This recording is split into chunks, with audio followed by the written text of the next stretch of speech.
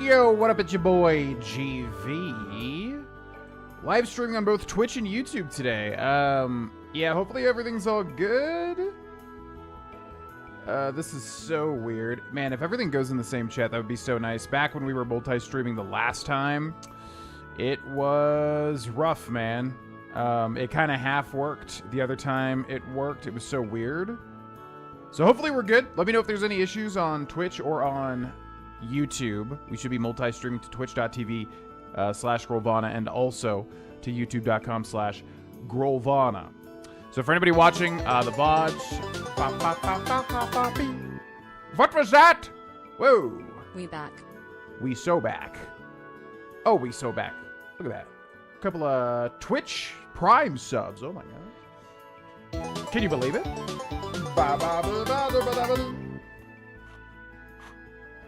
Thanks so much, Mark, Kieran, and Elad for the 28 Prime months and 11 Prime months, respectively, over on Twitch. For anybody that doesn't know, we have a thing now where anybody that subs or donates or whatever, basically, will do a bean. What do you call it? A bean. Bean boozled. So we'll do those two really quick. One for Elad. Thank you very much, Elad. It's gonna be... Why is it always... It always lands on pomegranate / old bandage every time. And that's the only one I don't have. We're out of it. It's gonna be berry blue or toothpaste. I'm down with that. That's fine. I just brushed my teeth. So honestly, that's really not gonna be that bad. So we got berry blue or toothpaste. Either good or bad. Let's see. That's berry blue. That's berry blue, baby. That tastes really good. I like that one a lot. So yeah, anytime anybody subs or donates or anything like that, we'll do a Bean Boozled until it's done, which we have a lot left. Also, if you have a line you would like me to do as any sort of character, or just like a line read, give me like a direction, you know, menacing, whatever, or like an impression or anything like that, feel free. Anytime, you know, a resub or a donation or anything like that, just let me know, like, hey, try to say this was Patrick Star from SpongeBob or whatever. Gives me an opportunity to practice voice acting and gives you a little hit of dopamine, you know? So that's a thing as well. What's up, Elad? What's up, Liquid Rex? What up, Kodami? Alright, we do have a new camera angle, yep. Which I might change just because that is directly viewing the bathroom, which is kind of super weird if I forget to switch it to a different screen. Yeah, toothpaste is fine. What's up, Golds? We're going to be playing Bloodborne. We have been streaming Bloodborne on YouTube just because I had to re-enable multi-streaming. So this is day 8 of Bloodborne. If you want to watch all the previous stuff, it is on the GV Stream Archive YouTube channel. Also, the main YouTube channel on the live tab as well.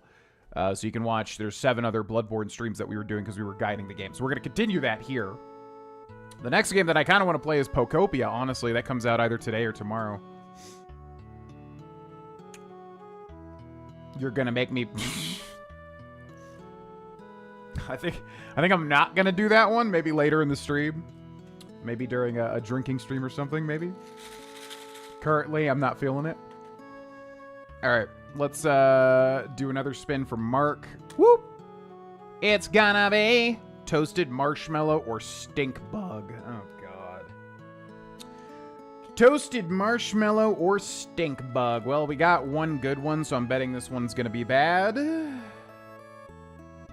I'm feeling this one will be bad, which is actually vile. I don't remember exactly what the stink bug tastes like, but I remember it's very bad. 90% of all of these bad ones are genuinely, truly bad. We had rotten fish yesterday, and that one seriously was so disgusting. I can't even put it into words. I'll give them this. They really did a good job making these genuinely vile. A lot of food products, you know, they're like, it's so spicy, it's so this, it's so that, and like, it's never, but Bean Boozled, actually, vile. Please don't be stink bug. Oh my God, toasted marshmallow, holy shit. Good. I just brushed my teeth and I honestly did not want to taste that nasty shit. Okay, I'll take that. Toasted marshmallow. Delightful. Absolutely delightful. I like it. What's in the terrarium in the back? That is Benny, who is our Kenyan sand boa. Yeah, Old Bandage isn't that bad. There's a lot worse. Old Bandage is one of the okay ones. Burnt Rubber is also one of the okay ones. Booger was kind of okay. All the other ones are horrible. Like, genuinely so bad. Old Bandage is gross, though, too. It tastes like an old bandage. Go figure. How's the weather? It's good. Yeah, very crisp and clean. Nothing to complain about, honestly. So yeah, welcome in everybody. For those watching on Twitch, like I said, we've been streaming on YouTube, dipping my toes back in. We did 4 Oblivion Remastered Exploration streams. Then we did 7, not including today, Bloodborne streams guiding the game for the bosses. So, if you want to watch all those, they are on. If you look up on YouTube, the GV Stream Archive, they are there. Also, if you look up, or just go to the main channel, youtube.com/Grovana, they are on the live tab as well.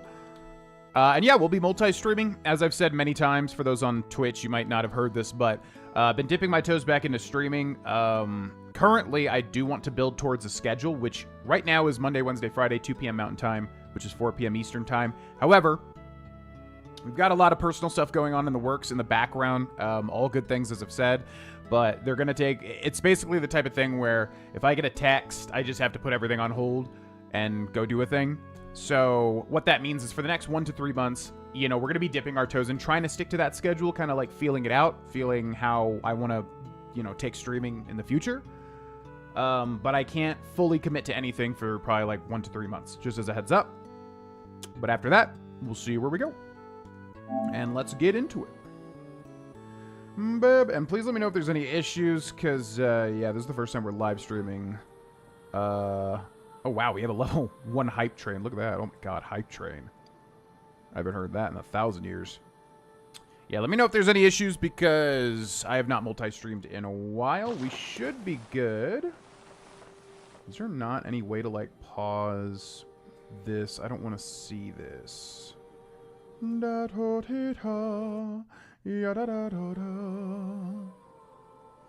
It's giving me, like, a preview, which I really... Well, it's fine. Whatever. That's fine. Okay, so welcome back to our Bloodborne playthrough. We just finished this last night, or we just continued this last night. We did the Mikolash guide, and we did the... Mikolash and... Who was before Mikolash? Who was it? Martyr Logarius. Go to... Amygdala. Go to... Somebody, and then Mikolash. I'm, like, completely forgetting. We did 2. Somebody and then Mikolash. I'm forgetting who it is. Anyways, we are very close near the end of the game, actually. There's only really 1 area left, and that's it, if you can believe it. But there is the entire DLC as well, which has the hardest bosses by far, and also some of the best gameplay. Honestly, the DLC is phenomenal.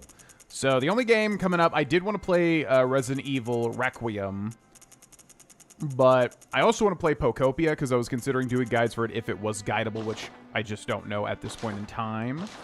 So, we'll see. I'm going to call GameStop after today and figure out, like, you know, when they're releasing it. Because I know, obviously, there's probably not a big, like, audience here for it on my channel, but I probably would enjoy it more than anything else currently, just because I want to relax with something fun. So all that to say, we may switch to Pokopia, because if I do want to guide it, I'll probably be recording it or streaming it, and then making any guides that I find helpful. Which, like Pokemon Legends ZA, I really didn't think it would be all that guidable, and then those guides ended up popping off like crazy. So, yeah, we might do the same thing for Pokopia, which releases officially March 5th, but that usually means you can get it March 4th, which would be tomorrow. So we'll just have to see. Man, why do I feel like there's other stuff to do? Okay. Yeah, I guess we'll just continue. What do I need to level up? Hello? Welcome. What? Very well. I need... We're very close. Farewell. Yeah. All right, let's go over here. We're going to go to Murgo's Loft Middle, I think is where we're wanting to be. DLC is something I still haven't done. It's great. It's very hard, which is why I'm going to get to it for the guides, because honestly, Even though this game came out forever ago, that probably will be one of the best helpful resources, I would say. As far as this game goes, because, yeah, the bosses in the DLC, oh my actual god. Oh, that's right. Wait a second. We got to be smart here. Wait a second. So we can do this area and then trigger the shortcut, but I forgot once you beat the next boss, that's kind of it. I think you can still do other stuff. There is 2 optional bosses we did not do. I completely forgot about. So we will have to go do those 2. Now, is this where we came in, or is this moving forward? I think this is moving forward. Hello?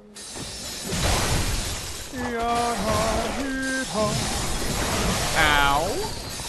How dare you? Oh my god. Oh my gosh. How dare you? Oh my god. Oh yeah, we also gotta get a blood rock so we can fully upgrade this too. Hey, that's my son's birthday. Too bad I don't have a Switch 2 so I can buy it for him. March 5th or 4th? I'm assuming you mean 5th. Yeah, it looks... I don't really... I mean, I haven't really seen too much about it, but honestly, it looks really fun. And like I said, Pokemon Legends EA was kind of a sleeper hit for this YouTube channel in terms of guides, so I could totally see, you know, there just being weird stuff that I can make guides on, kind of like Animal Crossing New Horizons, since it's a very similar game, I guess, like Pokemon Animal Crossing. I'm actually, like, really excited for it. I just hope it's not a phoned-in game. Because a lot of the time, Pokemon Company and whoever, I think this one's made by Koei Tecmo, actually, who did Hyrule Legends, Age of Imprisonment, which is odd. A lot of the time, they'll just kind of phone it in because it's Pokemon. They don't even really need to try. Everybody will buy it, yada, yada, yada. So, I don't know. I'm hoping it's, I'm hoping it at least scratches that Animal Crossing itch a wee bit. All right, let's go over here. But my birthday was yesterday. I officially turned the big 25. Middle-aged now. I'm dying at 50. Yeah, welcome to the club, buddy. You think you're so young until you're just not one day. Happy birthday, Desu. You didn't even... You were in the chat. You didn't even mention it. What a G. Didn't even mention it was their birthday. Alright, so there's a secret here you can roll off. And I always die because you get snagged on the stupid elevator. There we go. Secret here. I probably should have went to the bottom, actually. Well, whatever. Now, I think this is where we get our blood rock to fully upgrade the pizza cutter. 5th, Pokopia looks really fun. My kids would love it. But I can't keep buying 28 consoles every year. Tell me about it, dude. I know. I know. People are like, play this game, play this game, play this game. I'm like, folks, games are now $80 landed. And trust me, back in the day, like... You know, I probably could have made it happen, but now, as much as I would love to, oh god, here we go. As much as I would love to, games are just too expensive. I mean, that's really what it comes down to. Times are tough. Games are even more expensive. So, I have to pick and choose my games a lot more carefully than I did back in the day, where we were just drinking on Fridays and then just saying, oh, let's buy a full-price $60 Assassin's Creed Black Flag and then play it once. Even though we did finish it. We did beat it.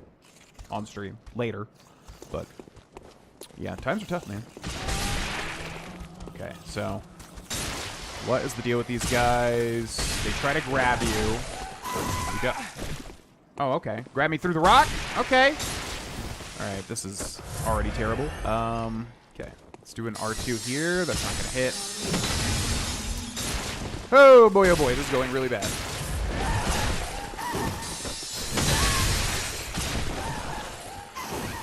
Okay, we popped that in time, thankfully. I need you to, like... Okay, good. Can you, like, come over here? Thank you. And bang! How are you still alive? Okay, so these are winter lanterns. They are living nightmares. They are literally the worst enemy in the entire game. No joke. Literally the... like, they'll just kill you because they give you frenzy when you're near them, and then you'll just pop and die, and then also they'll grab you and just kill you anyways, and yeah, they are a living nightmare to deal with. Very cool looking, though. And they also made they made Elden Ring enemies that look exactly like this, too. Just another day. Had to work a 17-hour shift yesterday. Oh, I see. Well, happy birthday, retroactively. All right, let's use the sedative. We gotta rush this thing. Hi-ya!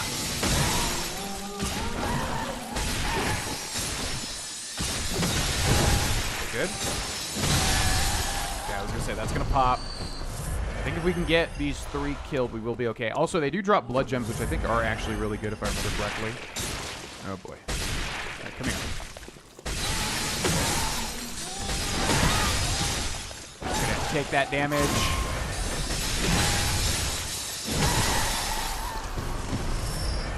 Okay, look at our frenzy meter jumping up like crazy. That's what the sedatives are for. Whew! Like a laudanum from, what do you call it? Amnesia. What's up, Puchiha? Welcome in. Doing well, doing well. Major life change currently. Major thing I'm doing currently is meditation using the Waking Up app. I think Sam Harris, the guy that made it, is a bit controversial. I have to look into that because, like, I don't fully know why. Because it's weird that, like, a meditation guy is controversial.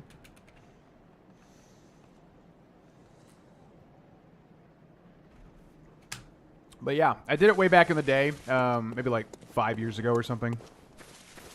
And currently getting back into it, and it has connected way more. I don't know why I didn't really understand the first time, because I talked a lot about it, and I was like, I don't really get it, because it's like you're supposed to be working towards a goal, yet you're not really supposed to be working towards a goal. I didn't really understand in a lot of ways, even though I think it was helping a lot. And then this time, now I'm meditating 10 minutes every morning, going through the introductory course. Then I'm probably going to, you know, just go to like 10 minutes every morning or whatever. And now I just get it so much more. I don't know what made it click now versus the first time. Maybe just being older and wiser. But, yeah, meditation is really powerful once you kind of understand it. Because it's just like, you know, it's basically just, I think, as human beings, we combat everything in our heads daily, especially if you have anxiety, you know, you're probably used to kind of just fighting yourself all the time and trying to like combat it, whatever. And then meditation kind of gets you into the mindset of you don't really fight anything. Even if you do feel anxiety, it's just like, whatever. It's kind of like the practice of just being and not really caring as much, dropping a lot of apprehensions and attachments. So that's been the current thing, and yeah, man, it's been awesome. I'm really surprised at how much... All right, you just don't stop? I'm really surprised at how much, like, it just has clicked this time versus last time. I'm getting, like, way more out of it now versus the last time I tried doing it, which obviously just kind of had benefits of relaxation, but... You know, you want to practice meditation. The big thing that I'm kind of focused on now is like trying to understand, because like another thing with that is you're trying to get rid of the sense of self, which is tied to your ego. And this is a concept that's really difficult because it's like, I understand what he's saying, because like when you think of something, when you think of yourself, when you think of yourself thinking of a thing, let's say a guy runs up and just insults you to your face. You're incensed because you've been insulted. But who are you? You're nobody. You're like your brain in your head. You know what I mean? You're not a thing, really. You're when we think of ourselves, we think of our eyeballs and our face, like that's who we are. But you're not really that. You're like your thoughts in your brain that you can choose to kind of like dictate the way you react to things. So I understand it, but it's also very hard to kind of tap into that as well. But I think if you do tap into it, it's probably extremely powerful. It's just... yeah, it's a tough thing to kind of grasp, you know? Okay, so see, straight ahead, that's the brain of Mensis. You can see it floating. It's literally a giant brain. It's disgusting. Also, webcamera, can you please just, like, stay? Just stay. You don't gotta always move. Just stay. Aging Untouchables. One of the best moments of the DLC when you read a bunch of "don't let them see you" messages and your spectral steed is too frightened to be summoned. Yeah. Yeah, that was a trip. I remember that. Yeah, man, it's great. 3 times a week, but I think I'm going to up it. Well, that's the other thing with meditation that's interesting, too, is like you would think it's a thing like, oh, I got to do it every day, blah, blah, blah, blah, blah, blah, blah. But one part of the 4 agreements that really stuck with me always was like a guy goes to meditate at a temple, and he's like, okay, so if I meditate 2 hours a day, when will I transcend? And the guy's like, maybe like 10 years. And he's like, okay, what if I meditate 4 hours a day? And he's like, well, then probably like 20 years. And he's like, what? I'm meditating more. How would I transcend later? And it's like, well, because you're forcing it, right? So it's like... You know, if you don't want to do it, you honestly should just not do it. It should be something that you're working towards healthily as opposed to just forcing yourself, which is also a cool part of meditation. IMO. He's controversial because he is considered Islamophobic to some, and he has some interesting takes on racial intelligence. Okay. I thought it was something to do with race. I didn't really know. I've heard a few things here and there. It's a tricky thing because I find the app very helpful, and I find it a lot more helpful than other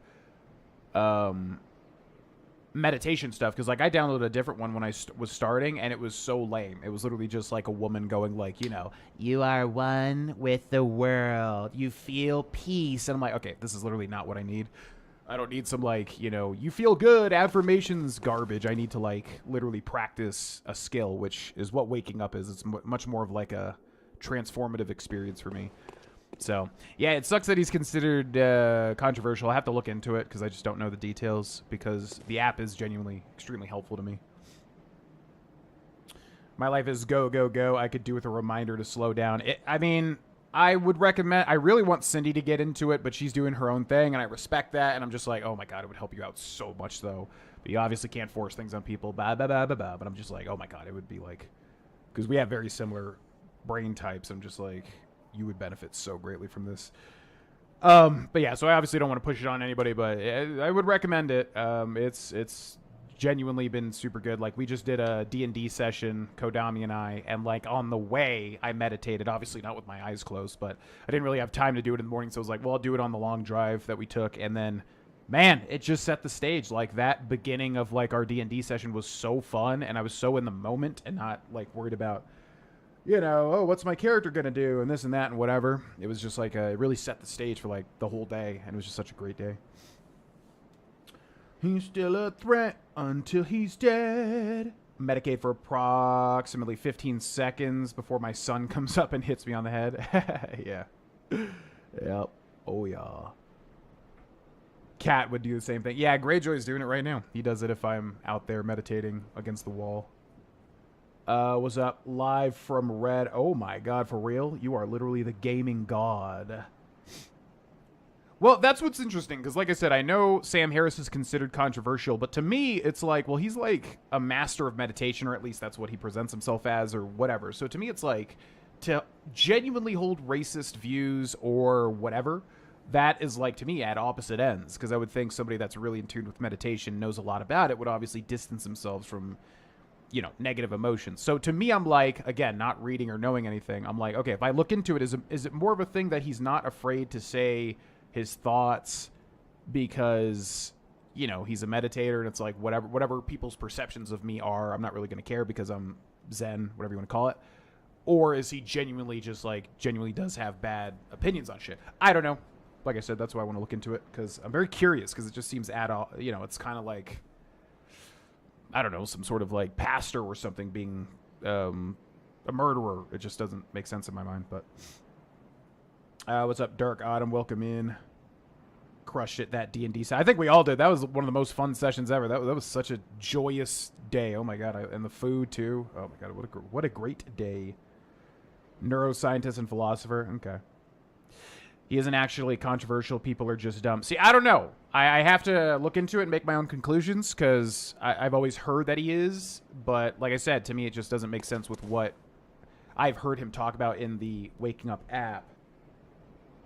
Because I'm just like, to me, it sounds like, you know, he wants people to live their best lives. Like, how it's odd that he would be considered a racist or whatever. So I have to look into it, is the point. Anyways, let's pull this lever.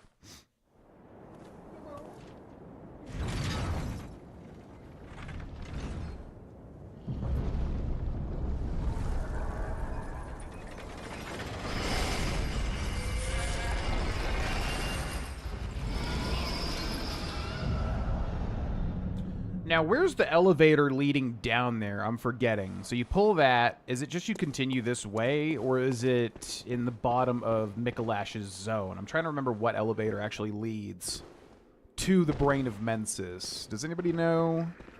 I'm forgetting. What good? Oh, actually, I think you just keep going this way, then you fall down a thing, don't you? What good would killing do when mercy is a trait? Or is that a weakness? More about how to learn to use. My friends are dead. Beep beep beep boo. Is this what it means to be a warrior of the mind? Hey, Cyclops! Choir bell. He is a very clear thinker, so people have an issue with that. Yeah, without knowing what he has said, that to me is the vibe I would get, is that when you tap into meditation, when you distance yourself from the sense of self and ego, it's like you don't really care what anybody thinks about you because you're just being truthful and genuine and authentic in the moment. So I'm like, okay, does he actually hold terrible opinions, or is he just like not caring of, oh no, society doesn't see this opinion as, you know, correct in the moment or whatever. Like I said, I don't know. But that's what I've wondered, basically. Is this what it means to be? Because to me, my perception of him has only been through the lens of the app and him teaching meditation, which he seems extremely intelligent. I don't know, and a lot of the things that he's said about specifically meditation and everything like that has super duper clicked with me. And a lot of it's made very much sense, even though a lot of it also has been very hard to fully grasp, you know? Okay, so let's go this way. Is this what it means to be a warrior? When mercy is a skill, more of something could learn to use. Ba-da-da-da. Unending death awaits those who pry into the unknown. Well, this is an Eldritch game, and I'm going to pry into the Eldritch, so sue me. It's what I want to do, okay? It's all politics, the same reason most celebrities or influencers are disliked. Well, I think most influencers are disliked for another reason. Like, as somebody that I guess at one point could have been considered an influencer, I hate influencers. I hate going to the gym, and I hate seeing everybody have tripods up and like streaming or recording to their 2 viewers. I hate it. I'm like, I'm at the gym to improve myself. I'm not here to like. Ugh, it's just, man. That was never at my other gym. Now at the gym I go to now, it's like literally. There's, at any given time, like 5 people making content. I'm like, bro, what are you even here for? What are you even here for? But anyways, he hosted a couple of debates, said a couple of things that triggered whatever side. Now some people hate him. Yeah. Sounds about right. Sounds about right. I just gotta look into, like, what he actually said and whether I disagree or agree with it or whatever. Or if it's a JonTron situation where he genuinely said some, But JonTron came more off as, like, very misinformed and was utterly decimated in that debate. But then it didn't really affect his career all that much, I feel like. I feel like he kind of went through unscathed regardless. Open iron door key. I think, yeah, you can originally come out over this way from the Mikolash fight, can't you? Yeah, because this is the Mikolash fight, and I completely forgot about this door. So that's fine. Is this what it means to be a warrior of the blood? Hey, Cyclops! Oh, oh, oh, oh, oh, oh. A gym today is only a meat show for girls to show what they have, nothing more. But if you say something, you are the bad person. Well, to be fair, I've seen it on both sides. I mean, honestly, I've seen more dudes, like, making content, whatever, than women. Women too, but at my gym at least, it's actually been more dudes with the tripods. And there's some people that, like, it's honestly genuinely really annoying because they're just, like, going crazy, like, with ADHD, like, energy and stuff, and they'll genuinely get too close to you when you're doing, like, dumbbell flies or something. And I'm like, it's highly irritating. I'm just like, can you please just do this somewhere else? I'm here to literally... Oh, yeah, Blood Rock, by the way, so that's the maximum upgrade. Do you fall down there? No, you have to take an elevator, right? So, yeah, at least at my gym, it's been more dudes that are egregious about making a show for a camera at the gym than women. My friends are dead! I kill you now! Where is the elevator that leads to that? I'm forgetting. It's got to be... Does an elevator active? Yeah, it's got to be down in this main hall. It has to. I'm just forgetting how that works. Is this what it means to be a warrior of the night? LSD? As in the drug? I don't know what LSD is. Hey, Cyclops! Oh, oh, oh, oh, oh.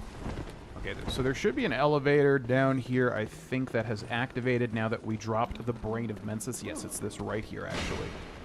I do believe. Hello, excuse me. Just gonna go in here real quick. Don't mind me. Bye. Bye. I am neither man nor mythical. I am your darkest moment. I am the infinite. Infamous Odysseus. Whee! Okay, so once you drop the Brain of Mensis, now you come out here. Does he just show up? Oh, this is creepy as hell. I think you have to move away from the elevator and he just, like, pops up? I don't even remember this, because it's getting dark here now. This is actually horrifying. Like, I hate this. They could, if they put, like, a horrifying thing here, I would genuinely lose my mind. I don't remember how this works. He must just be in a direction, and he just pops up out of nowhere. I mean, we dropped him.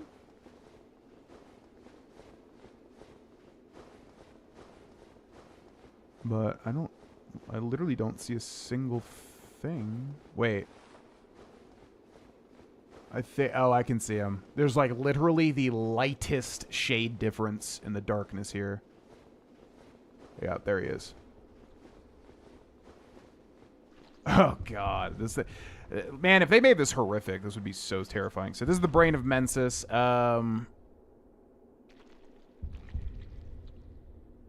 Oh, that's right. Oh, we had to do this anyways. I forgot about this. Yeah, to get that boss. Man, I haven't done that boss in forever. So you just kill him, right? There's nothing else? Because I'm thinking you gesture. But no, you get the gesture from him, if I remember correctly. My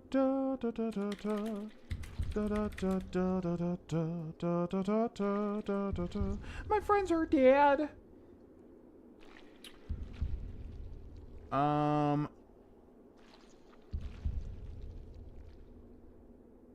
So what does it do?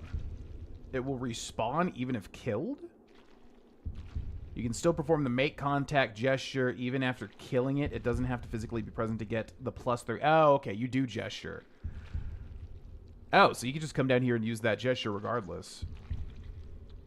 So yeah, if you have the make contact gesture, you get a rune +3. And apparently you can do it regardless. Where do you get the make contact gesture? Man, I'm forgetting a lot of stuff here. I'm neither man or mythical. Where do you get it? Interacting with the immobile statue. Okay, that's what I thought. I was like, I feel like it's in that other area. Okay. So I think we just kill him. It doesn't really matter. And honestly, we should kill him anyways, because, I mean, who wants to be like this? Is this what it means to be a warrior of the mind? You need to play Expedition 33 so you can listen to that soundtrack. Then you'll have the soundtrack stuck in your head. Yeah, shit. I forgot about Expedition 33 too. So where we are right now is like, I'm like, okay, I like making guides on stream. It's fun for me. There's also other playthroughs that I want to do as well, though. One is KOTOR 2. The KOTOR 1 playthrough was great. Everybody loved it. I do want to do KOTOR 2. It's not really, like, timely or relevant whatsoever, but that doesn't really matter that much. Then there's Pokopia, which, if it has guiding potential, would be good to play next. Then there is Resident Evil Requiem, which I think I'm going to... Man, I really want to play that, too. But... we didn't start it when it came out. And then there's Expedition 33, which I know for a fact I will get mega enthralled into. I don't know, like, how many people would be interested in watching me play it. I know, obviously, some would, like Kodami and whoever else. But, you know, it's one of those things where it's like a blind playthrough of a game that everyone has already played. Kind of like Baldur's Gate 3, where it's like, of course... Oh! Goodbye. Kind of like Baldur's Gate 3, which, you know, everybody has played and loves, and obviously it's a great playthrough, but it's like a lot of people have already seen it. So I don't know. I do really want to play Expedition 33. I think it would be great to stream, too, just because I don't know. I haven't been spoiled on anything. It's obviously phenomenal. I will love it. I'll even love the turn-based combat, because I love turn-based combat. So... I don't know. Maybe we could do like Pocopia in the mornings, and then we could do Expedition 3. Now I'm like overcommitting to shit. Okay, let's go back. Point is, I want to play all those games. Expedition 33 is like, from what I could tell, a masterpiece. People absolutely love it. I am the infamous Odysseus. What's up, Danka Wanka? Welcome in. I played the original Code Vein. I tried playing Code Vein 2, and it was such like a slop fest trying to be Elden Ring. Like, shamelessly trying to be Elden Ring to the point where I was like, ugh. So yeah, another instance where it's like I was fully wanting to guide the whole thing, but it's like I kept seeing the same 3 bosses over and over and over and over and over and over and over and over, and I'm like, ugh. It did kind of really disappointed me compared to what Code Vein 1 was. So I think we go ahead and fully upgrade the Whirligig Saw with the Blood Rock, and now we need 3 Bloodstone chunks for that. We also definitely have new Blood Gems. Yep, this one, huge. Huge. Is this what it means to be a warrior of the mind? Okay. I am neither man nor mythical. I am your darkest moment. I am the infamous. Alright, let's go over here. Boost max stamina. More echoes from slain enemies. We do have a better one for that. Visceral attacks restore HP, which is pretty good. Let's go spend some insight real quick. Never played the second, only just started the first. The first I really like because it's more like a linear Souls game, which, you know, and it's anime. It's not as good, but there was a lot of really cool stuff in it. I really liked it. And then the second one, yeah, just came out recently, and they tried to basically shamelessly... Welcome. What is... Very well. They basically tried to shamelessly just be Elden Ring. And, yeah, it just kind of lost a bit of what made it special. Farewell. May you... You know? It's a little unfortunate to see. It was basically like trying to be like open world exploration. It was exactly the same laid out as Code Vein 1. Or Elden Ring, sorry. So, I just wish they kind of did Code Vein 2, or Code Vein 1, and like what made that special. But it has some good stuff to it as well. Alright, let's go clear out this zone, and then we gotta go do a bonus zone where there are 2 bosses. One is quite easy, the other one is relatively easy, but also... not really easy, but it's, I don't know, it's not as hard as some of the crazy stuff in Bloodborne. Also, I think that just goes to the way bottom, right? That's another shortcut that's already activated. So let us do this thing. I am your darkest moment. Hello, Shades of Yarnum. Remember me?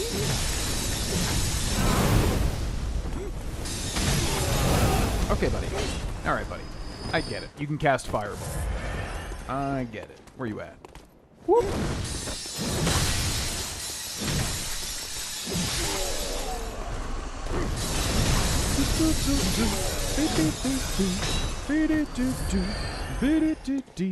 Is there still one more?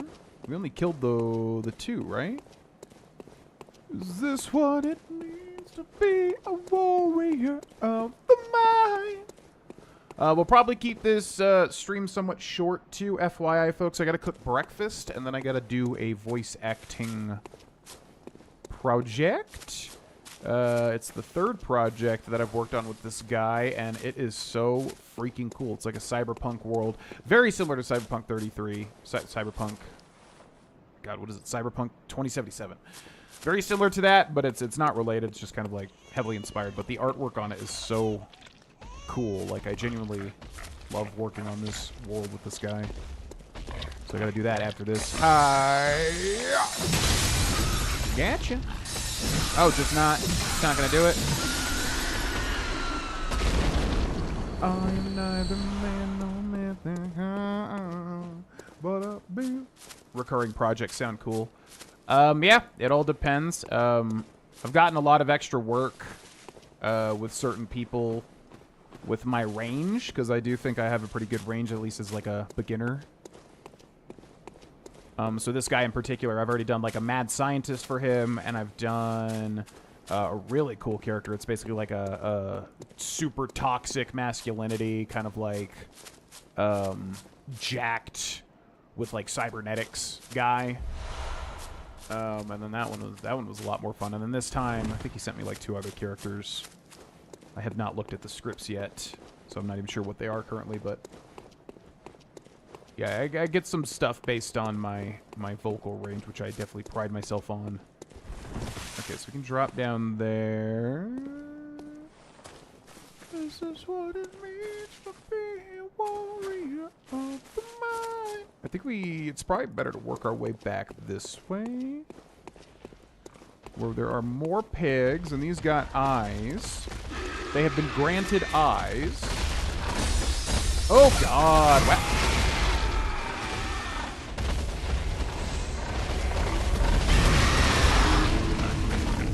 Yeah. Definitely balanced, totally. Should absolutely die in one hit from that, for sure. Late game, definitely. 100%. Definitely. Absolutely. Makes sense.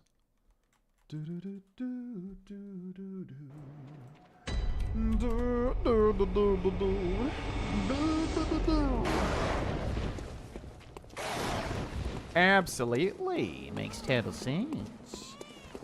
Makes total sense. Excuse me. Excuse.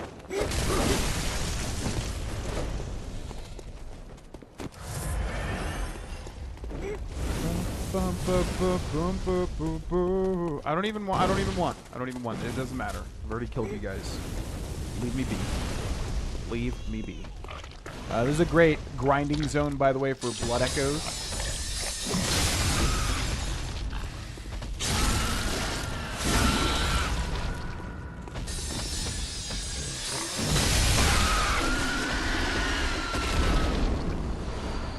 These pigs drop a ton of blood echoes, and then also a lot of blood vials as well. Please don't do the same thing. Please do not do that same thing.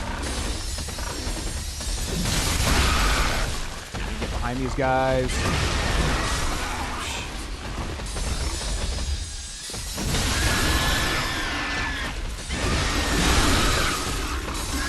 How are you?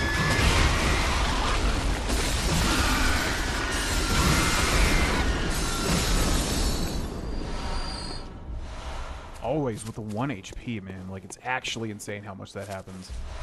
Because, like, it's a mental thing. It looks literally like they're dead. And they're not. They have survived. What's up, Welsh boy? Welcome in.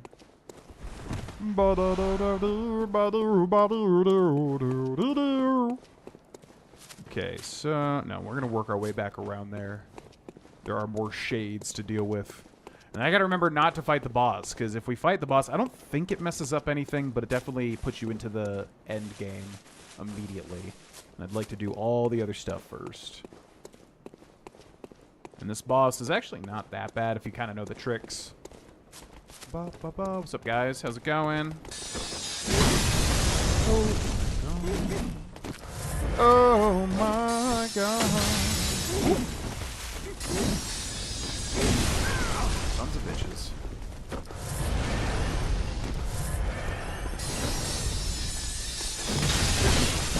How did that only hit one of them? Now immediately down to 40% HP.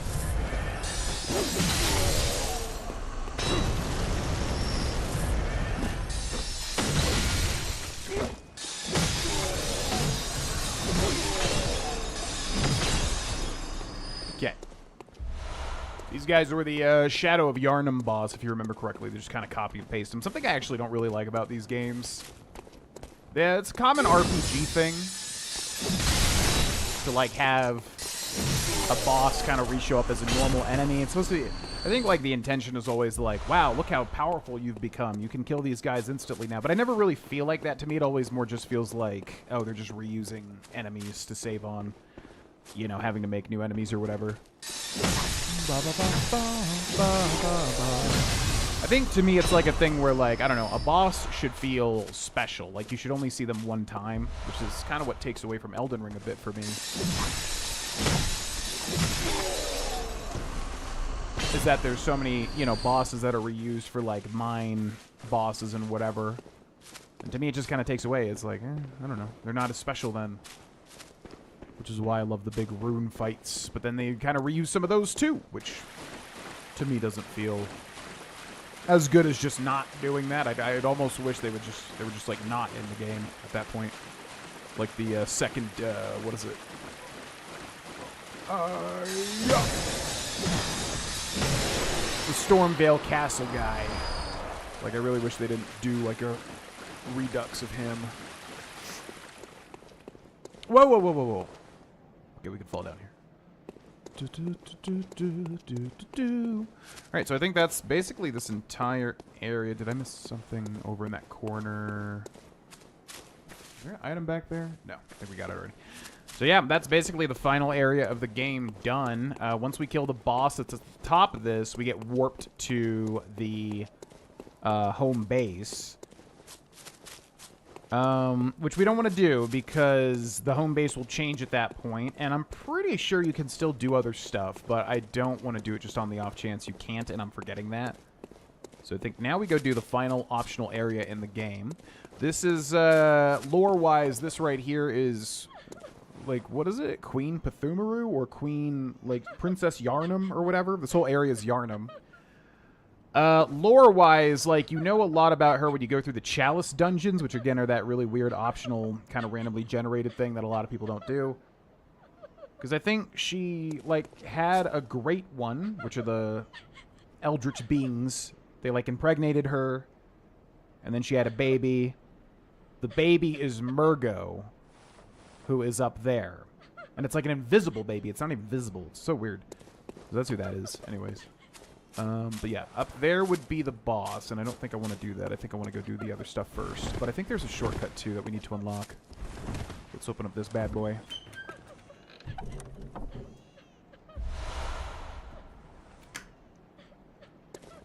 Yosefka's blood vial. Why is that there? That's odd. Okay, let's go down here. Alright,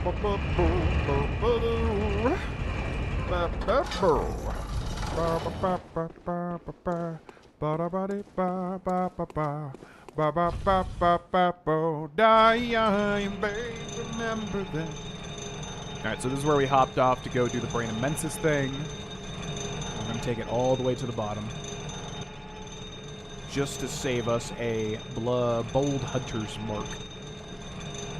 I'm not a mythical.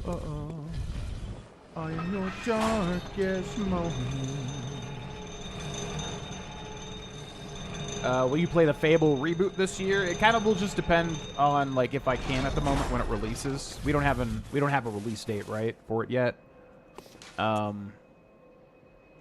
want to, definitely, yeah. I was a big fan of Fable 2 back in the day.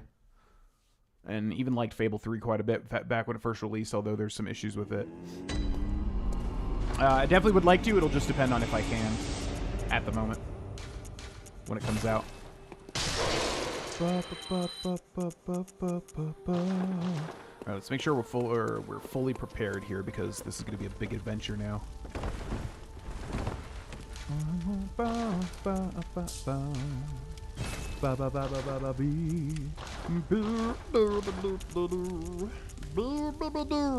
Alright, Bloodstone Chunk. Bam, and now we need another Blood Rock.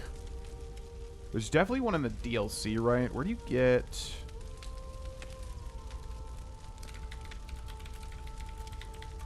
I think there's like 3 total Blood Rocks.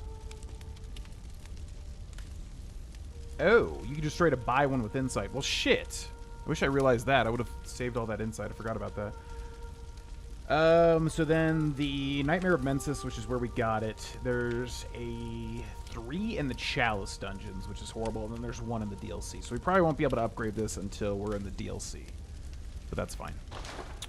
Blood Gem Fortification. Let's see. We're looking for the blue numbers. Anything blue? Nope. Anything blue? Oh, right there. Nourishing Damp Blood Gem. Anything blue? Anything blue? Okay, let's go to the Evelyn. We can increase the blood attack, but again, that's only if we're shooting. It's probably better just to have the 2 HP recovering every second, honestly. I would think. Then here. Boost maximum stamina. That's great. More echoes from slain enemies. Honestly, could probably switch this. Items from fallen enemies. Temporary boost to transform. Max stamina 10%. Max vials held. Max quicksilver bullets held. Ups visceral attack. That is kind of nice, actually. But then the moon rune's also leveling us up more. Also giving us more damage, too, though. Blood echoes don't really matter. Physical damage reduction. Arcane damage reduction. Kind of nice. It's just too slow, though. Yeah. Okay. So I forgot about that. Once you beat the next boss, you can just buy a blood rock here. So honestly, we should save any insight for that.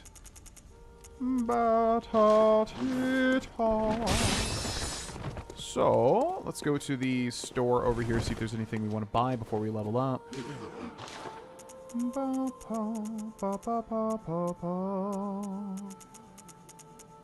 Ooh, Chicago.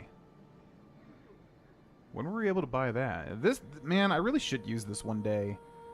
I just don't like the being on a timer effects, which is ironic because I always say how that's not a big deal with Majora's Mask, but Chicago, yeah, when you use it or whatever, it like slowly drains your HP, but I think it's an extremely good weapon.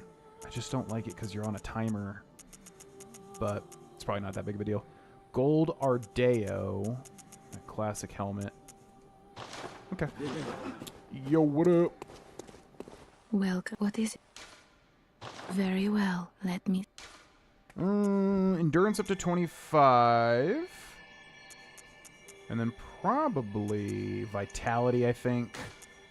Vitality's a lot more important in Bloodborne than it is in the other Farewell, games. good may. Okay.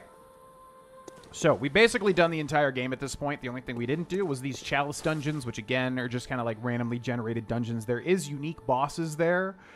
And there is unique stuff, but it's a giant pain in the ass because not only do you have to like craft the materials to do it, which is annoying, but then there's some really annoying shit in here. There's like an amygdala reskin boss that kills you in one hit because you're cursed to have such low HP, it'll just kill you in one hit. It's really annoying. So I don't know if I want to do all that. I guess I'll like maybe let these guides sit and then see because, yeah, it's not really that fun. It's just kind of annoying a lot of the time. So outside of that, the only thing we didn't do was the DLC and then also one optional area. And that is over here. Cathedral Ward is the closest, right? I think so. Yeah, there's 2 optional bosses remaining that we have not done.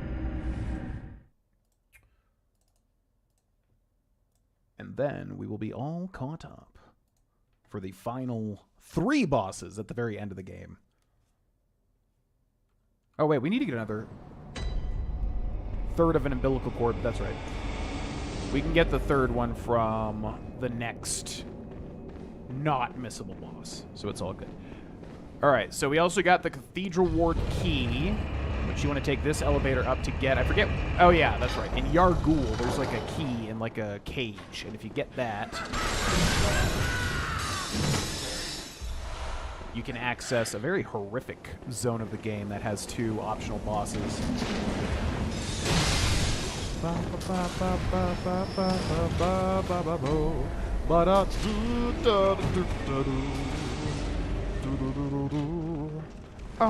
am the infinite. So we're trying to go up here.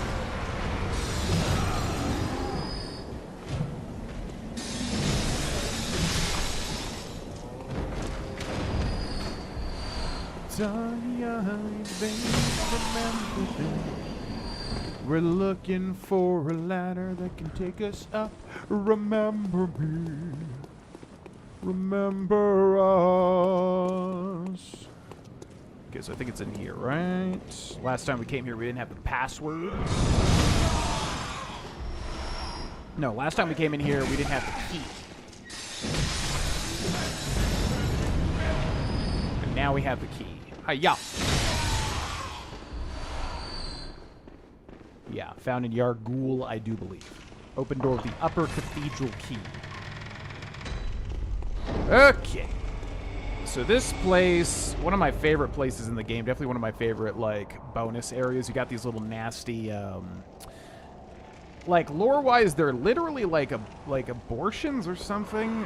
I don't know what was going on here. I think basically, like, the whole story is the great ones, the eldritch gods, were trying to, like, impregnate humans to spawn more eldritch gods.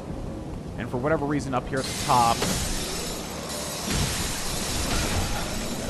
there's like a whole bunch of these like aborted failures, pretty much.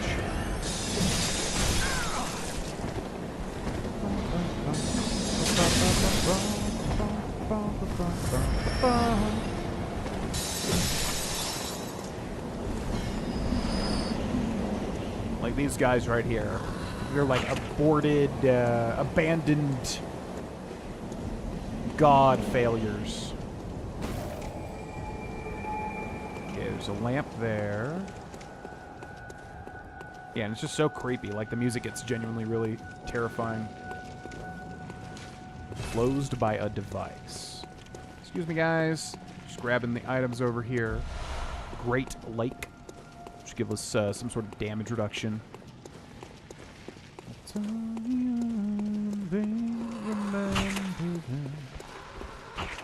Okay, so we can go up there, but there's a little path over this way. Hello!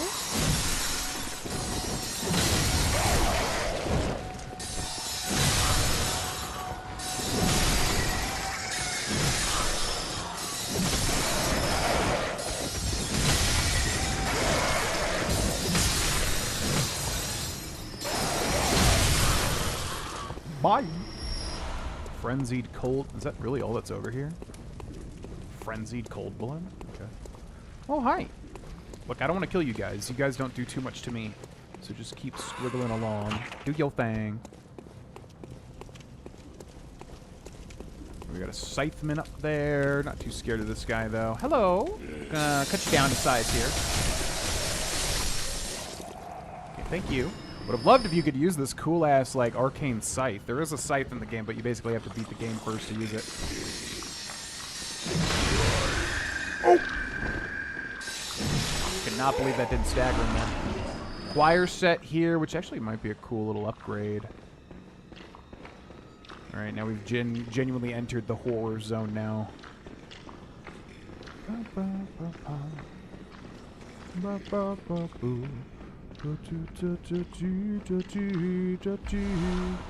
Something happened.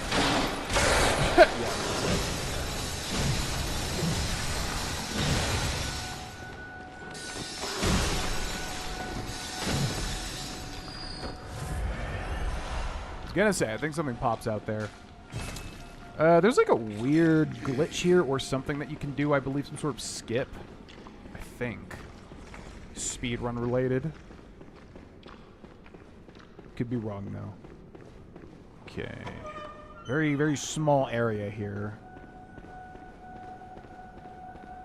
Yeah, there's definitely a skip. You can skip some sort of key, I think. I forget how it works, though. Alright, that one does not open from this side.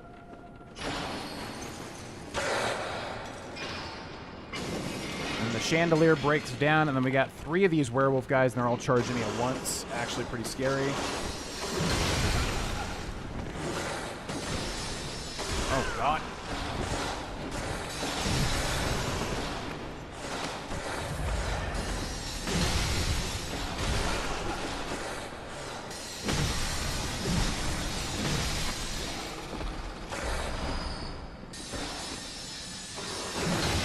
I think we got him down there with that attack.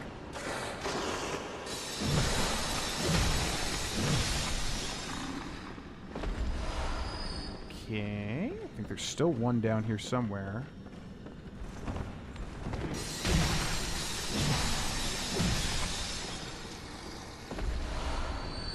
Whew. Alright. Those werewolves are like way easier to deal with than when I first played this game. Okay, now one. I think there's like a hidden item back here somewhere. Yo, what's up, dude? Whoa! Oh my God.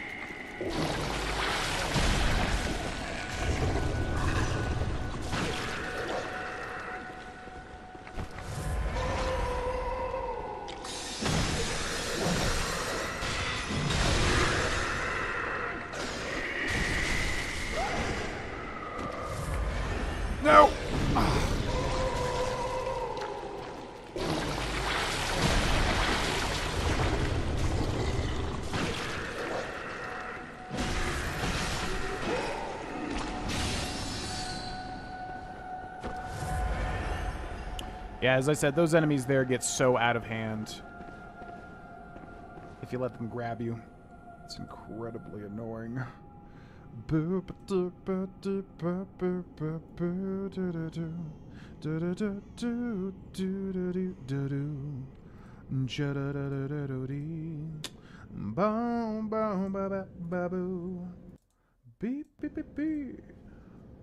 Okay. So we can go this way. This might be just where we want to go. Cosmic Eye Watcher Badge. Ooh, what does that give you? See, anytime you find a badge, you just unlocked weapons at the shop. I'm trying to remember what that one gives you. I almost don't think it's even like a melee weapon. It might just be like a gun or something. Okay, let me grab these. Ritual Blood. That's locked. You can see one thing creeping over there somewhere. Sir? Sir?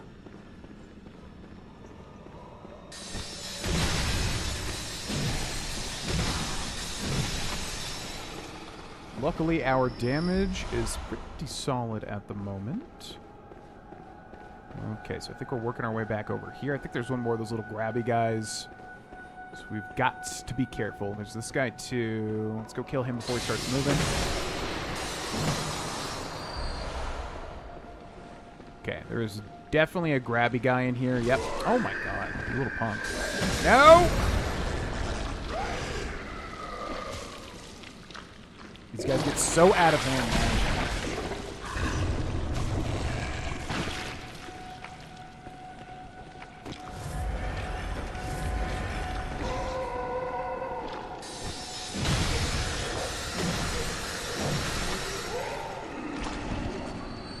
Yeah, these guys are so annoying because they can stun you with a targeted projectile. They can also stun you with an AoE, and their grab is just like so large. So even though you are not going to be too scared of them most of the time, they can just get out of hand incredibly quickly. Okay, up to the second floor. Let's leave that hole for later. Let's go this way now. There's definitely something on the roof here, right? Blue elixir, another one of these guys.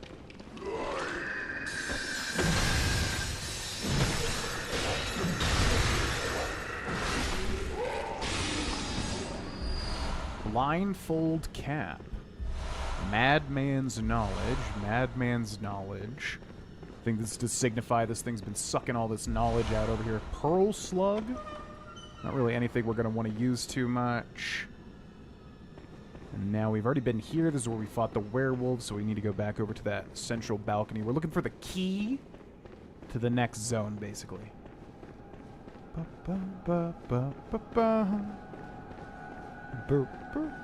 Hello. Another one of these guys, huh? Oh my God. There's another one down there, too.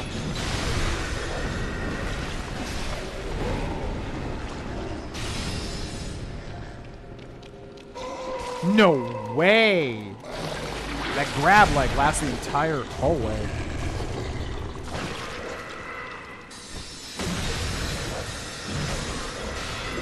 No! You son of a bitch! Yeah, he could just get these attacks out. God,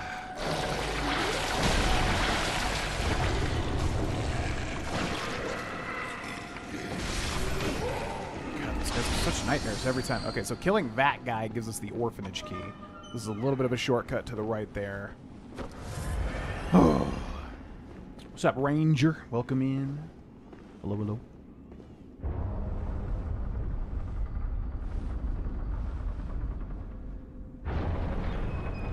Wait, I'm trying to remember, because the door downstairs is also locked, right? So we've got this.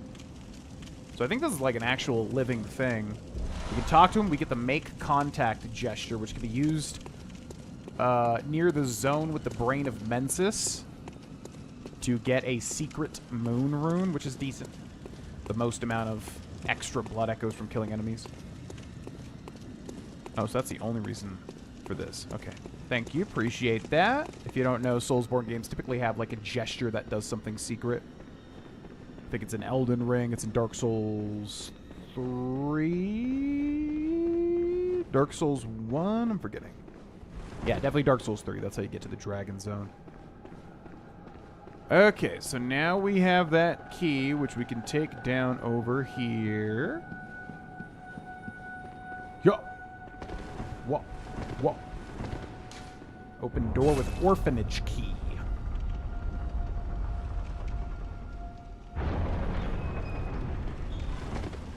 Okay, then here we get some frenzied cold blood. Don't much care about that. I think you can open this, can't you? Closed by a device. Let's pop the sucker open.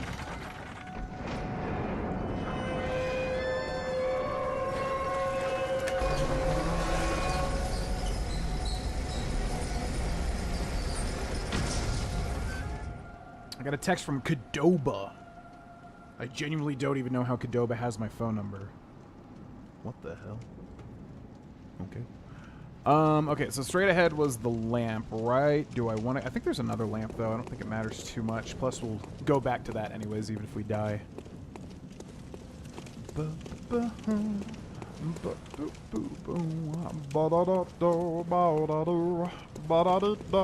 Oh my god! Couldn't even see him.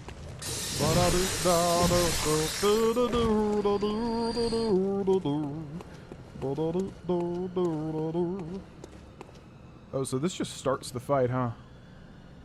Okay, so there's a boss fight right in there. It's a very weird gimmick fight. Not particularly difficult, but one of those, like usual, where you can just basically die instantly. I can probably guide it immediately, I would think. There's nothing too crazy about this one. But, yeah, I'm going to take a bathroom break. Thus, I will be back. Thanks for watching, folks.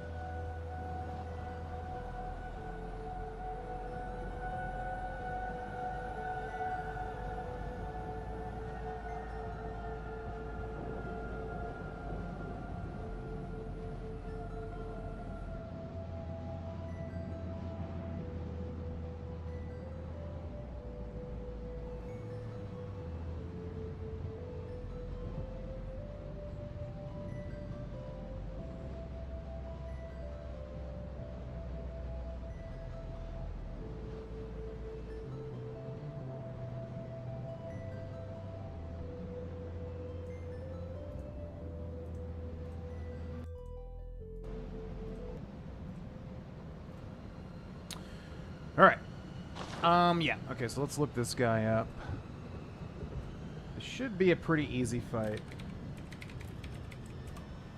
But I just want to make sure there's nothing that I'm missing.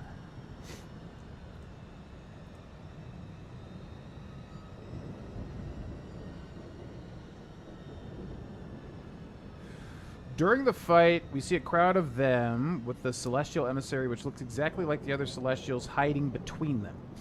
While the other Celestial mobs are hostile and chase the player, the Celestial Emissary stays back, giving a player a way to recognize him. An easy way to pick out the Emissary in a group is that he will have no life bar above his head when struck.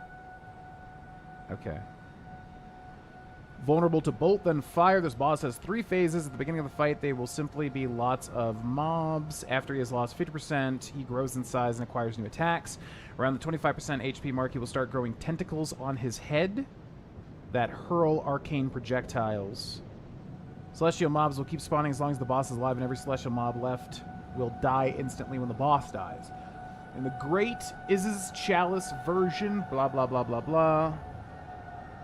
Get him to transform into the larger form, poison him, and run up to the higher area to take on the smaller mobs. Yeah. So it's pretty basic. Alright, we're going to do a guide for this boss, ladies and gentlemen. I will see you on the other side of the guide.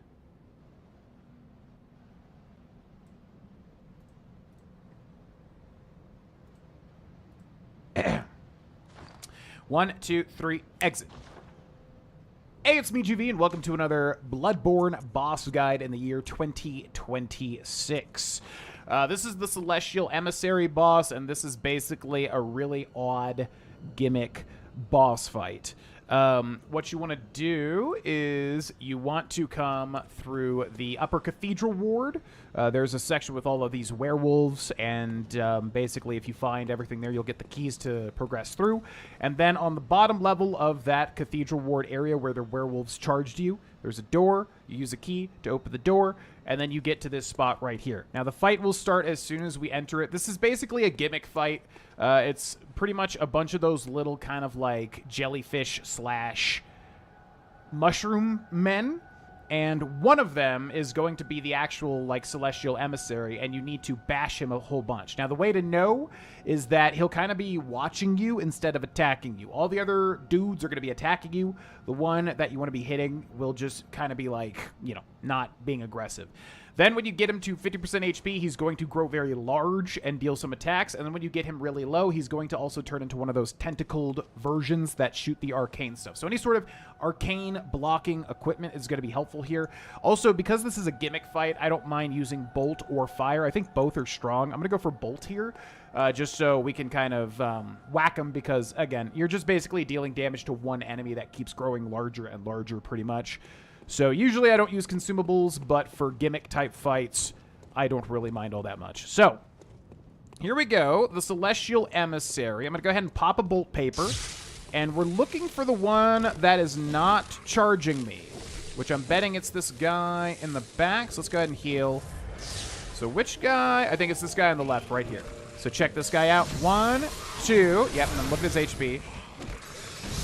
So that's the guy we're looking for, and once we get him to 50% HP, then he will transform. So that's almost close here. Bam, bam. Now here he goes. We're going to back up away. He's going to go grow extremely large, and now he's just going to do a whole bunch of like slam attacks and thwack attacks. So we're going to be careful here, and we just want to land an attack when we can. So let's get rid of these little ads. Because we have so much damage, it's a lot easier to get rid of the ads than it typically is. Okay, but as you can see, it's very easy to get hit by him too. So we'll let him slam down. Now he's going to transform into the final version here. So this version has all of the arcane attacks.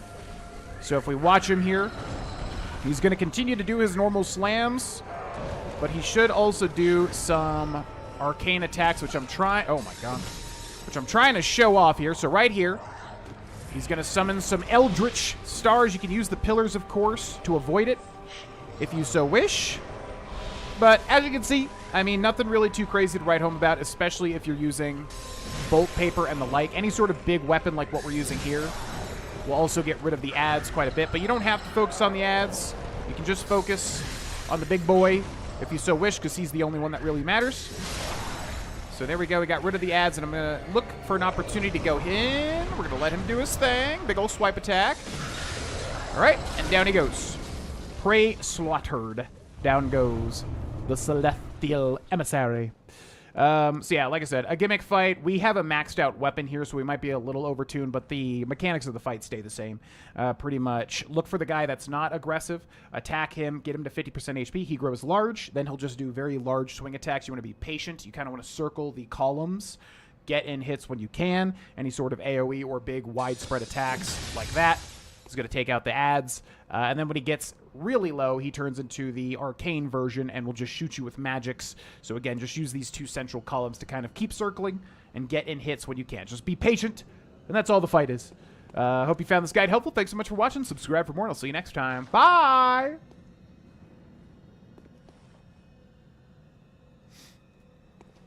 Okay. That was easy. Thanks for the sub, by the way, if you in the chat.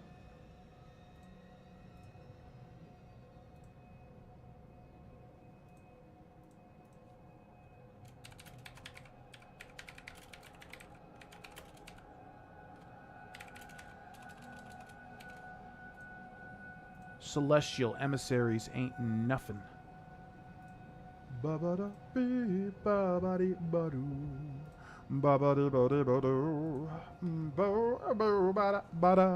Yeah, those guys are a bit of a joke. Bit of a joke.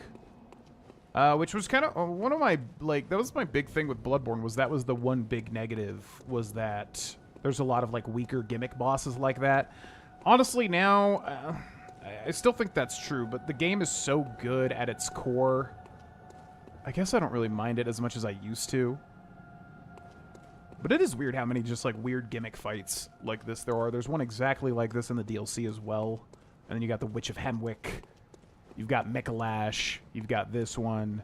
But then you've got, like, some of the best fights in the entire series, too. It's so odd.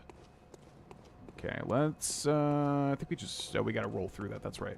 Return to the Hunter's Dream. Let's do that.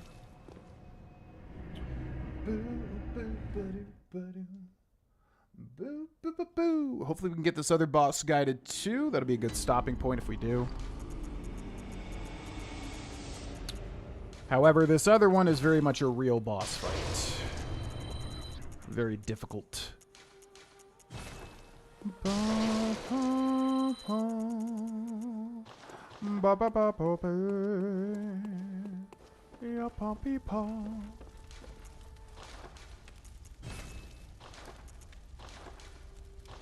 don't think we got any new blood gems, right? I think we have the same ones here.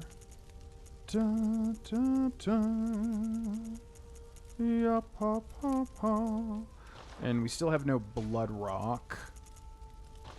So we can't fortify weapons, I don't believe. We still need a blood rock, which we'll get from beating the final boss. We did get one of these, didn't we? Arcane Lake, this one. Damage reduction. No, we got this one. All damage reduction plus 4%. Honestly, just don't know if 4% would even matter. 4% seems just like a small amount. Then we should level up and we should spend the rest of the blood echoes on blood vials. Welcome home. What is... Very well, let me... Okay, vitality up to 5. 35. Farewell. Bye! Then we're going to go over here, purchase items, blood vials. I'm actually astounded at how many of these we've had to buy. How many of those we've had to buy. Okay, then it is you. You. Graveyard of the Dark Beast. It's the Lumen Flower Gardens. Is what we're looking for there. Now, let's look up this boss. And see if there's any major tips I'm not knowing about this boss. Oh, hi. Ba, pa, pee, pa.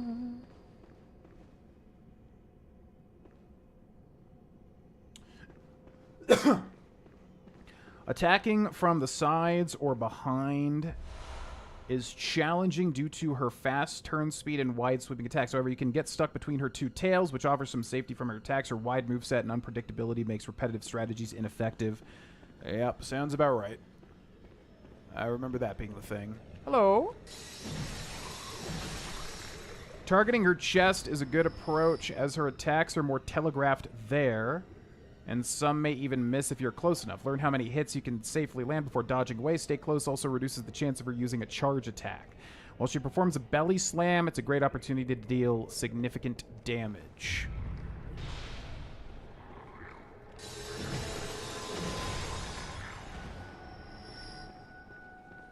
Her laser beam can be avoided by running in a large circle around her. Her head is her weak point and takes bonus damage. Using the cannon to hit her head will cause her to drop down, allowing for a visceral attack. Charge a follow-up attack with a long weapon. She won't recover in time, giving you a chance for a visceral. Alternatively, use a charge attack with a burial blade for the same effect. If you don't have the cannon, you can still bait certain attacks to lower her head, but this is risky. She may counter with a charge attack, which is hard to dodge and deals heavy damage. Best approach is to dodge her attacks and stay behind her to the side. Then hit her. Use a weapon infused with bolt paper. Like most kin, she is weak to thrust damage, which is especially effective when combined with bolt paper.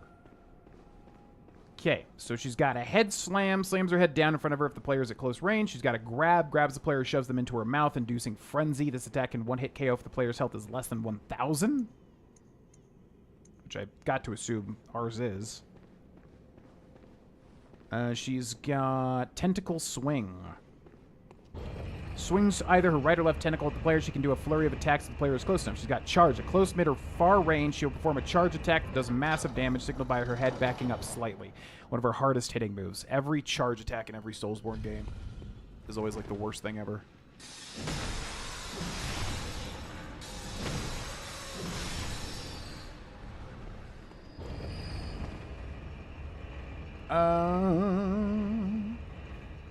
Retreat flies backwards or to the sides to gain distance, may cause damage if close when taking off or landing. Flying head slam if the player is in mid-range, then she will fly into the air a bit and do a head slam at the player. Body slam. A bride smashes her whole body towards the player. Blood spit. Spits blood at the player, causing damage and inducing frenzy. Call from beyond calls forth the cloud of stars above her head before firing off 3 bursts of arcane missiles at her target, dealing massive damage even if only a couple hit. Damage aura. Breedis casts an aura around herself that makes the player take constant damage while at close range. This can be cast when her HP approaches 50%. The aura also damages her, though not quickly enough to matter much. Unless she is already near death. What the hell? Did not know that. That's interesting.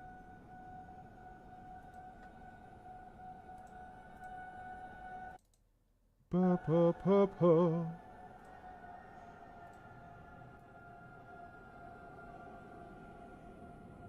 Okay. What's up, Sarah? Welcome in. What's up, Nathan? Found your channel through the old Fallout series you made when I was 9. Love to see you're still kicking ass. Courier. Anyways, proceed to further ass kicking. We will be doing some ass kicking here, hopefully. This boss is a challenge, especially with a slow weapon, I feel like.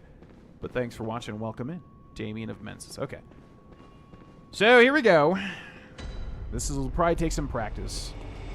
Altar of Despair. Good old noodle face. Hey girl, what you doing? How's it going? You mind if I tap that?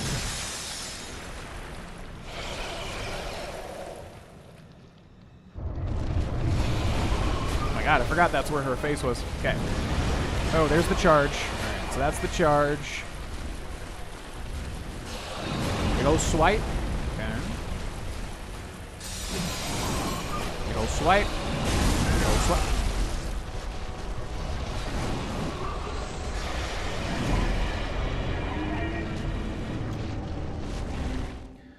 That's one thing that I'm never like a huge fan of in Soulsborne games is that if you're doing, what's it called, counter damage, so basically if you're in the middle of a roll or running or jumping or attacking, like you're doing an action and then you get hit, you get extra damage because you're like doing a thing. Same thing goes for the enemies. I was never really a fan of that because, I don't know, like a lot of the time you're just trying to dodge and then because you're trying to dodge, you're just killed. Like our health might be a little low right now for this fight, but still, to like kill me in literally one hit. Just kind of crazy if you ask me. But alright.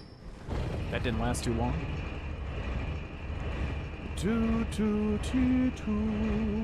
Yeah, pa, pa, pa, pa. Let's try that again.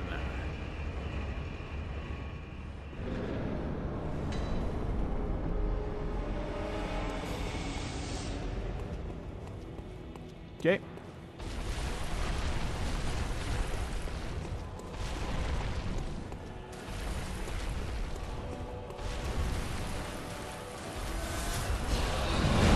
That's punishable. Yeah, that's the big punish attack right there.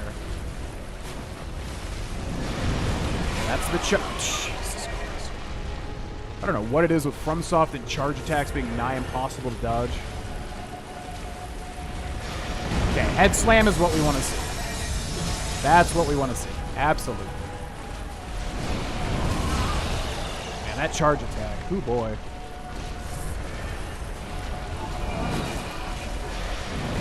And the tentacle swipe so large.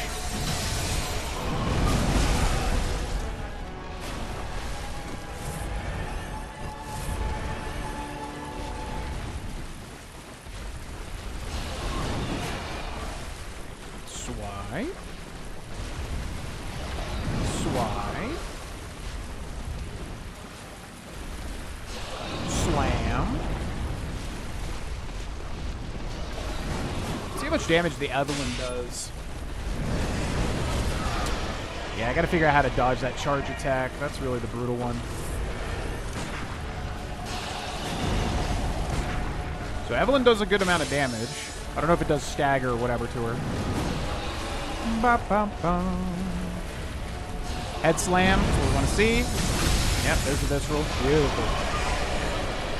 Yeah!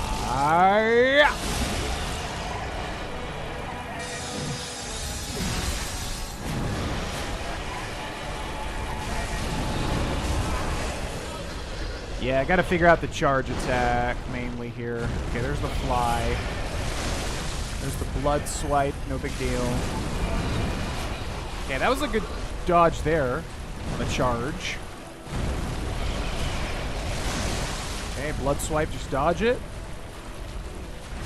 Head slam, that's what we want to see. Okay, a couple hits there. I think right here we want to shoot her.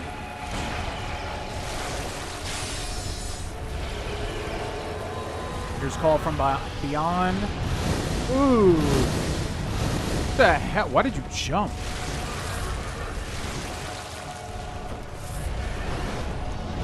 Flying swoop and a slam.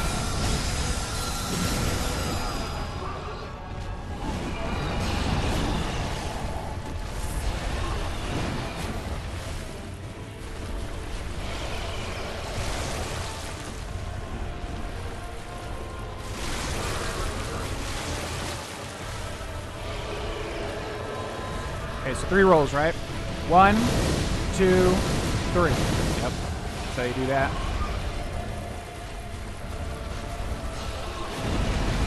Okay, rush in here. Head slam. Bam. Bam. Back up.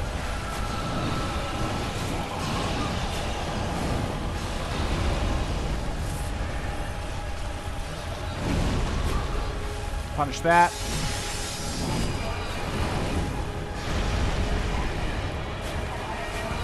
The grab. That charge attack. Jesus. Okay, Call from Beyond. Roll, roll, roll. Flying swoop and the head slam. Into me dying.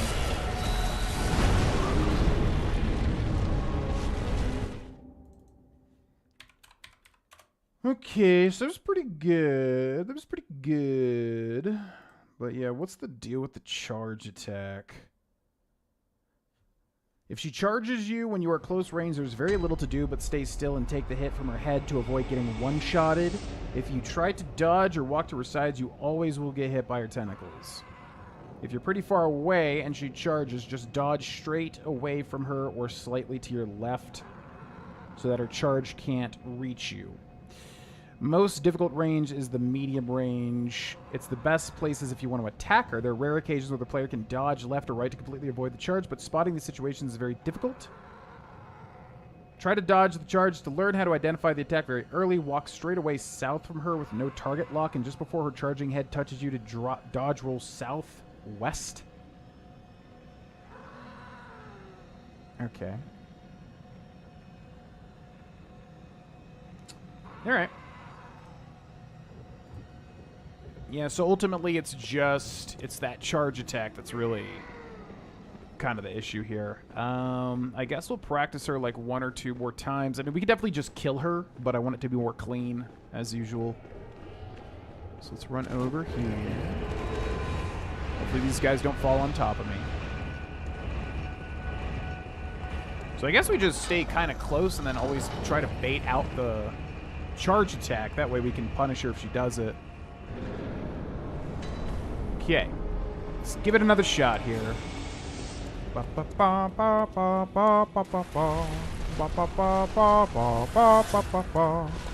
go.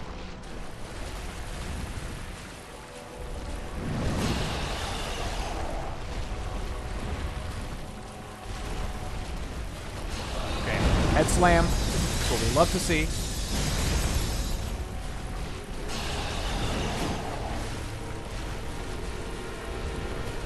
Head slam. There is R2 here as well, and then Visceral. Yeah, nice. Nice.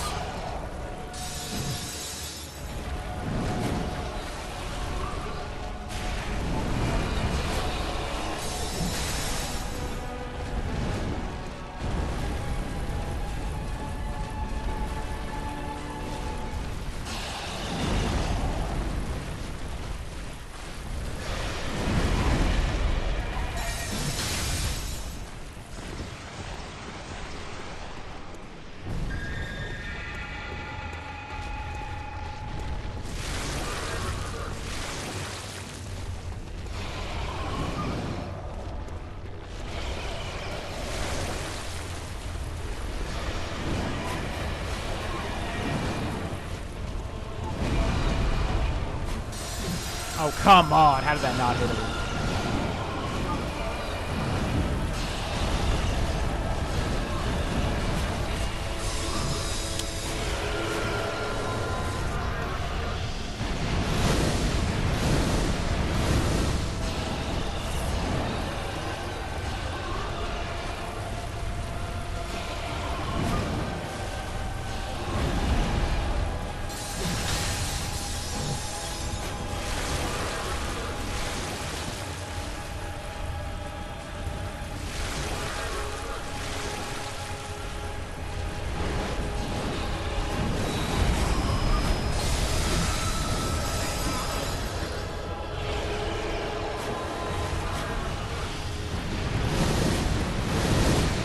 Oh my god.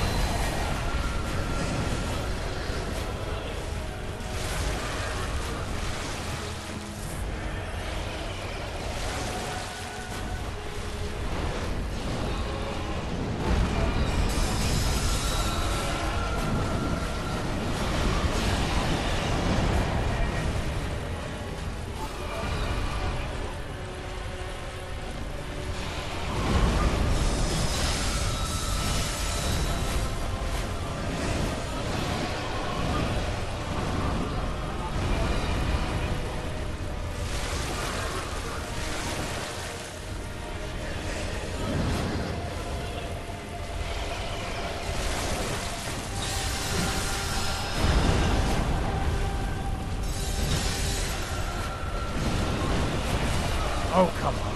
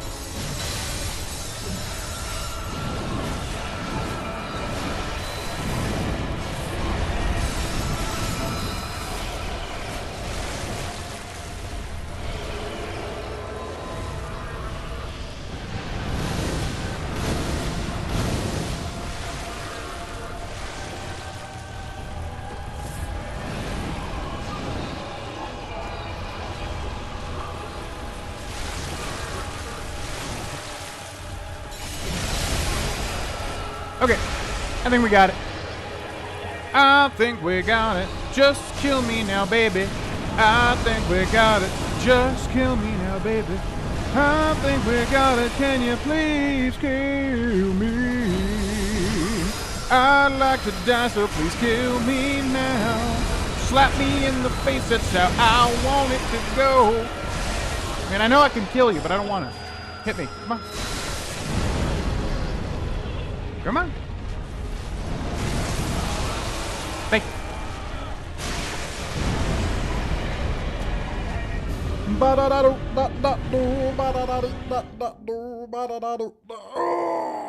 Okay. So we're going to guide Britis, Daughter of the Cosmos, one of the most epic names ever. Give me a second, folks. I shall return to you soon.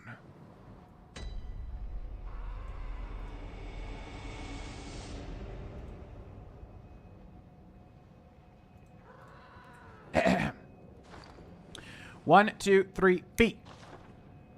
Hey, it's me, GV, and welcome to another boss guide for Bloodborne in 2026, ladies and gentlemen. This is Abritis, Daughter of the Cosmos. Basically, from the last boss, the Celestial Emissary, you want to roll through this window here. Someone out there's mind is going to be blown and go, what? You can roll through that window? Oh, yeah. Make sure to get the Call from Beyond. Is that what it is here? And then we need to go down this elevator. There are two little blue dudes over here. Keep that in mind. They can follow you into the elevator, so if you're being patient, just make sure... Oh, my God. Make sure to take them out, or they can kind of ruin things. Pro tip is when you go down this elevator, re-step on the elevator. You're probably going to need multiple tries for this because she is very difficult. So we're going to let the elevator fall. Then we're going to roll on it again to restart it. Also, you can summon Damien of Mensis. I have no idea what he does or if he's good. I don't really use summons ever in these games, but you can do it if you so wish.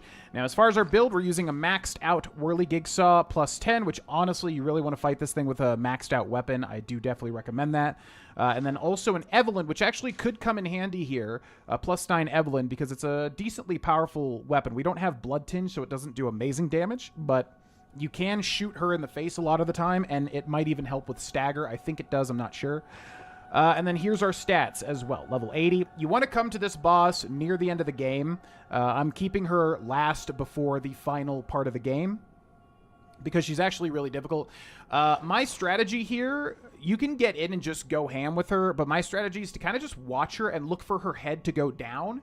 Kind of like the amygdala, and deal as much damage to the head as I can, because she'll stagger, and it's just a good way to go. Also, she has a charge attack, much like everything else in Soulsborne games that have charge attacks. They're so annoying to deal with because they come out instantly. They deal massive damage. If you're dodging or running or anything like that, you're going to take even extra damage because you're in an action.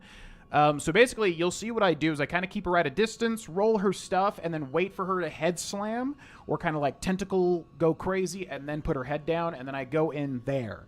So it's a bit of a slower fight, but it's a lot more consistent than trying to go overly aggressive and just constantly getting hit and comboed. So the main thing I'm going to be looking out for is her charge, because that is the thing that will destroy you here. Also, when you get her to a certain amount of HP, she's going to do a Call from Beyond, and basically all you want to do is roll the first volley, roll the second volley, roll the third volley. And that's just about that. So I think she's also weak to Bolt, so you can use Bolt if you want. This is a normal type of boss fight, so I'm not going to use it. And yeah, we'll give it a shot and subscribe for more. Let's go. All right, Abritis, Daughter of the Cosmos. So yeah, she's a little scary, but nothing too crazy if you know what you're looking for. We're just going to watch for that charge attack, and when she's slowly walking over to me, I can shoot her just like that. You can deal some damage that way, especially if you have Blood Tinge. Another major tip, do not get too close to the edges of the map. You will get stuck, and it is a nightmare. So this right here, you want to look for that. We're going to immediately hit her in the head. You ideally want to go for 2 attacks there. We only were able to get 1, but that's fine. Going to shoot her here as she slowly walks towards me. Or not. I don't know why that didn't shoot. That was so weird. And I got hit into the charge attack. I like literally pressed L2 and he didn't shoot. I don't know what that was. Anyways, all right. So we're going to keep her at a distance. There's the charge. So that's what you got to watch out for. You can get 1 hit on her there. Keep in mind she is going to attack you right after, though. We're just going to dodge the normal swipes as well. What are you doing emoting? Oh, my God. Okay, what the hell? What the hell is going on here, man? All right, anyways, it worked out because she head slammed, which is when you want to punish her. So right here again, head slam. R2, there's the visceral. I'm going to charge in R2, bam, and then I'm going to go for the visceral. Look how much damage we did there. Whenever a visceral triggers, you want to deal as much damage as you can before you visceral. Now here she goes. She's going to go into the second phase. She'll also deal an aura damage now, by the way. So there's the charge. Going to hit her with an R2 to follow up. We're going to back up now. Okay. So she spits out blood in a line. If you're too far away, you won't get hit by it anyways. No big deal. And now she's going to go for a grab. Very slow. I'm going to shoot her in the face here. Nope, didn't work. She also does kind of an AoE blood attack too. And then, again, as long as we're not close to her, she's not going to hit me with that blood, which will frenzy you, by the way. Right there, we want to go in. Nice. Okay, whenever she lowers her head. AoE blood. AoE blood again. I'm going to try to shoot her here. It's just the animation. Okay, here we go. Call from beyond. So, roll. Roll. Oh, boy. Roll. Yep, she followed up with a charge. Okay. Sometimes she'll follow that up with a charge, so you got to be careful about that. All right, blood. Blood. I need to get more into the center of the arena here because I don't want to be... What is even happening right now with the camera? Oh, my God. All right. Anyways, head slam. So go in. Bam, R2. Could have gone for another hit there, but got a little scared. Okay, head slam again. So run in. Got her. Nice. Okay, back up. You can see I'm just keeping her at a distance. All right, call from beyond. Oh, my God. Okay, roll, roll, roll. So many weird things. This game knows when I'm guiding, I swear. Oh, my God. Okay, hold on. Jesus Christ. Everything goes so well, I swear to God. It just feels like a thing where it's like, oh, he's guiding now? Okay, just crazy shit happening constantly. Just all sorts of nonsense. Oh, that fight was going so well. Ugh. And then just like one just odd thing happens, and it just like the whole fight gets thrown out of whack. Man, oh man. It's no big deal. I don't mind losing, but it's just like when the rest of the fight goes so well and we have some really quality commentary there and showing all the moves. That's what sucks, to lose, you know? But it is what it is. No big deal. All right, let's try this again. You call from beyonding? Dude. Are you really call from beyonding? Seriously? Seriously? Is that an optional boss? I can't remember. Yes, this whole area is optional, yep. What's up, Hurts? What's up, Ring? Especially the emote and the dodge. God, that was... words cannot describe how much I hate that they tied emotes into motion controls in an action moment-to-moment game. Like, what? Baffling. All right, here we go again. Take 2. All right, ladies and gentlemen, so here is Abritis, Daughter of the Cosmos. As I said, we're basically going to keep her at a distance. Just watch what she does. We want to punish whenever she puts her head down. If she slowly walks towards you, you can shoot her in the face just like this. A little bit of damage. Here's the head slam. Bam. So immediately run in. Try to get 2 hits off. I think we got 1 there. Roll that. Gonna back up a little bit. Another huge tip here. Make sure you don't get too close to the edge of one side of the room or another. If you do, you're going to be in for a really bad time. So if she starts to push you too close to one side of the room, immediately start getting around her. Trust me, it's going to be better in the long run. Oh, God. Okay, there's the charge right there. Was not ready for that. So let's heal up a little bit. Yeah, that charge is really the only thing that makes this kind of like scary. Everything else is relatively doable, not a big deal. It's really just the charge attack that she can weave in and out that really makes this a pain. So you can see kind of keeping her at a distance here, just watching to see what she does right there. So I knew her head was going to be down, so I'm going to go in for a couple of attacks. Fortunately, that second one missed. Oh, right into the charge. Yep. So that's why I'm trying to keep her at a distance here, because I don't want to deal with that charge when I'm right next to her. Okay, so hold on. Let's recoup here. And now just try to bait out attacks. There's the charge. You can see I even tried to dodge it at the last second, but the hitbox is so insane. Again, that's kind of the only reason that this fight does not become manageable. Okay, head slam, walking in, R2. There's the visceral. So backing up, R1. So ideally what I would have done there is I would have dealt a free hit of damage before I triggered the visceral, but it kind of just ended up triggering the visceral anyways. So just be ready for that visceral. When you hit her in the head, it's going to trigger a lot of the time. Okay, so AoE vomit. We're just going to stay away from that. Going to shoot her once with the Evelyn. There's the charge. Oh my God, I'm always like in the middle of something when she does it every time, which again is kind of the challenge here. Okay, so there's a very slow grab. Again, if you're doing my strategy here of keeping her at a distance, you don't really have to worry. She's going to fly, so I'm going to shoot her in the face with the Evelyn. Go back to this. There's the charge. Every time I'm literally doing an action, she does it. My God. So this is take 2 of this fight. The first take was actually amazing. Like, everything was working out perfectly, but then she just kind of comboed me at the end. Okay, here's the head slam. R2. R1. Nice. All right, back up. And now she's entering phase 2. So in phase 2, she'll do an AoE aura that will damage you, and then also she will do a call from beyond as well. So you got to be ready for it. Bam. Nice hit. No! You piece of shit! My God! Yeah, she is literally doing that every time at the worst possible moment for me. All right, so here it is again. Finally, we got the dodge on that. Okay, she's going to slam down, so I'm running in to hit her in the head. Bam. Beautiful. All right, so there's the charge again. Man, she is literally just perfectly All right, so now she's doing call from beyond, so I need to roll, and then roll. And right, okay. All right. This has gotten so out of hand. All right, we're going to roll that. Man, oh man. I swear, when I'm guiding this game, they just pull out all the stops. Okay, so this is getting to the point where it's getting a bit messy, and I kind of want to redo the take and kind of like redo the fight. However, I think I'm going to stick with it. If it gets too insanely gross after this, we'll probably make it a little bit cleaner. But yeah, she is being horrible here. All right, so roll, and roll. Now she's going to slam her head, so I'm going to dodge into it.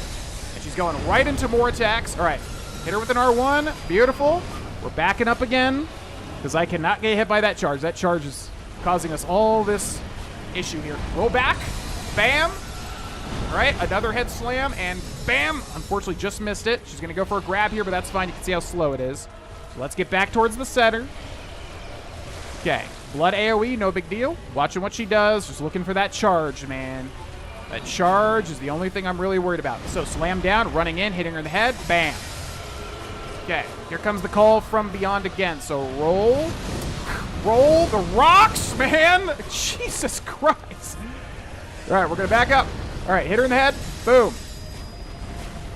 There's seriously something whenever I hit that record button that just turns everything into the hardest thing imaginable. Okay, let's focus up here, though.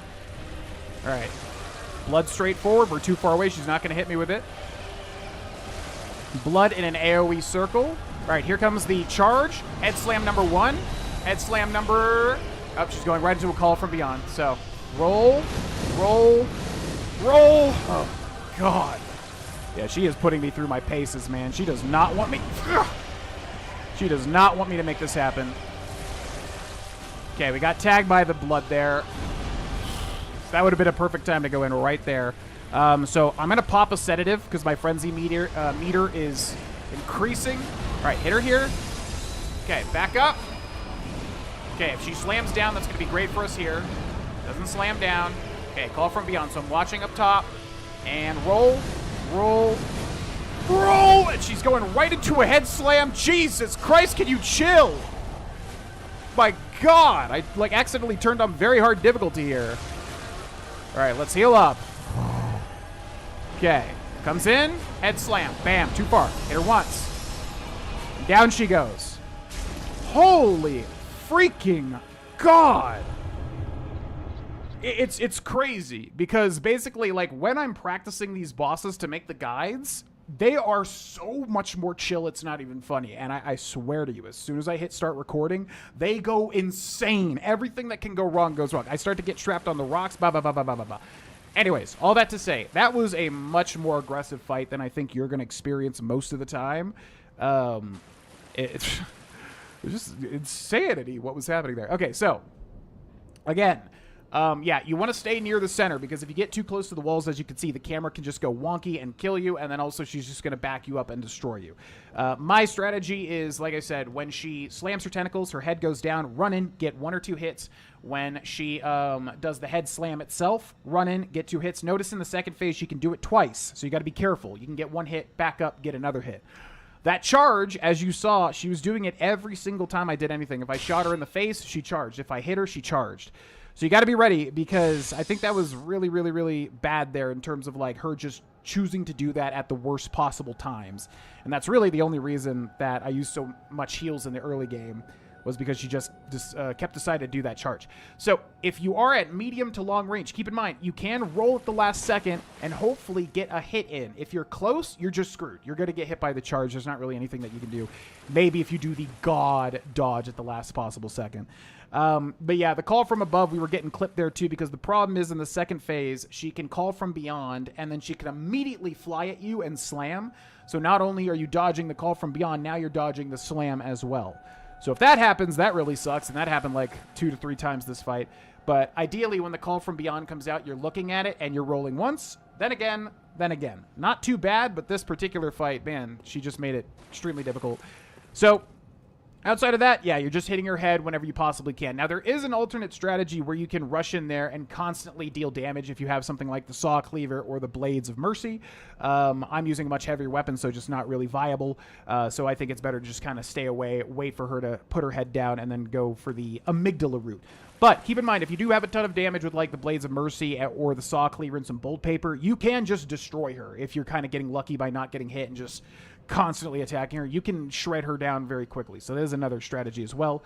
And finally, make sure to have sedatives if you can, because if you get tagged by the blood attacks or like her AoE stuff, it's good to have a sedative to stop the frenzy from building.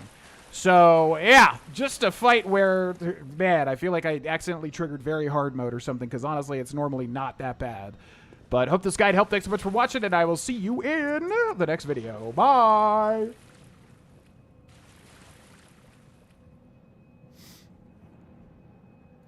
Holy freaking crap. My God, dude.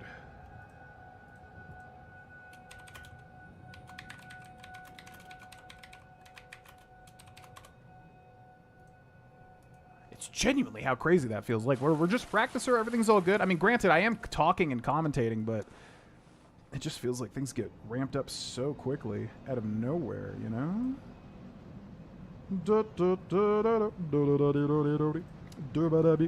Like, I don't know if you guys see the same thing I'm seeing, because I feel like when we're sitting there, we're practicing the boss, like, whatever, okay, it does the things, okay, the charge comes out, we might get clipped, but then I feel like as soon as I hit that guide starting button, just the most insane stuff happens. Like, we'll get pushed up against the wall, and the camera will just go, and I'm like, wait, what? Anyways, I wanted that to be cleaner, but I think we got the point across throughout it. So, GG. Thanks for the good luck, Gavin. Aura farming. You can't roll into the charge. As far as I know, the charge is very much like all the other bad charges in every other game, like Osiris's charge. It's like, if you're close to it, I think you're just getting hit. And the thing is, if you try to dodge it, now you're taking counter damage on top of that. So now you're basically just going to die. It might be possible. I don't know. But to me, it seems like I said, you kind of want to keep her medium to far distance and then roll it that way. You're just way likelier to be able to roll it. Yeah, I didn't try. Maybe if she does charge you, you can roll through it. I don't think so. I think if you do that, you're just going to get hit. And then you're now in the action of rolling, so now you're just going to die too. So, yeah, I don't know. We're going to offer the flesh to the altar, by the way. There's a raw and the vacuous spider thing there. Time flows in reverse for this scrap of flesh. So that actually revives Annalise, the Vile Blood Queen, so now you can go do her thing still.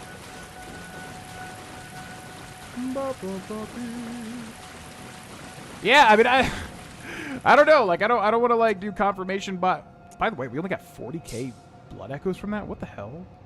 I don't want to do confirmation bias. Like, I don't want to influence you guys with what I'm saying, but I'm just like, holy shit! It just feels so much harder when I'm guiding it. Anyways, okay. So there's that. How much time are we at? About a 2-hour stream. We honestly could probably do the next boss too. The next boss is really not that bad once you know what to look for. But I am also hungry, and I would like to start cooking breakfast, honestly. We are, like, literally at that boss. Maybe we could just try it? Yeah, we could at least try it and see how it looks. Okay, so let's repair that.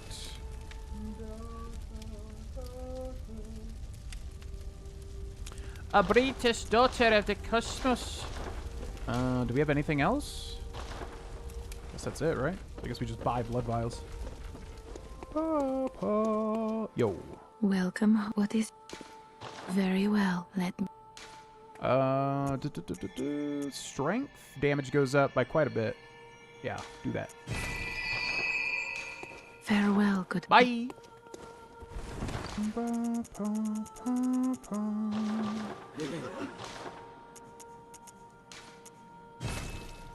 God, 3 blood vials, really? All right, let's look up list of Bloodborne bosses. Oh, shoot, I just realized we have to do the DLC. I always forget this. You have to do the DLC before the final boss. Oh, shit. DLC is so hard. I forgot about that. Okay, so...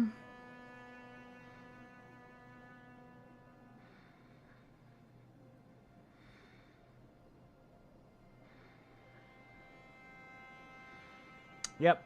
We have every boss killed in the game. The only one is... Wait, you don't have to do the DLC now, right? When is your last chance to access the DLC in Bloodborne?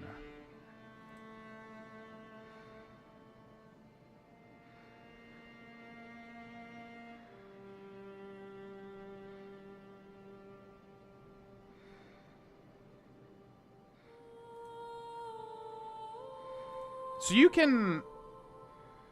can fight the next boss and then still go to the DLC, right? I mean, I'm sure you can. Let me just double check. Yeah, the final boss goes straight. Yeah, so we have to. You can beat Murgo's wet nurse and still do the DLC before the final 2 bosses. Yeah. Okay, that's what I thought. Okay, so in that case, yeah, let's give it a shot. I don't know if we're going to guide her. She honestly is easier than a Burritos, so it wouldn't be that bad. Murgo's Loft. What's the closest to get to her? It would be Murgo's Loft base, right? Or can you get to her from Murgo's Loft middle? I don't actually know. Yeah, she is easier. I don't think there's any, like, major bad stuff with her, especially if you know what to do during the nightmare portion of her fight. We could just bang it out, but like I said, I'm gonna start cooking breakfast, man. I'm hungry. I'm hungry. Which one is it? This one? Oh, that's right, because there's 2 elevators.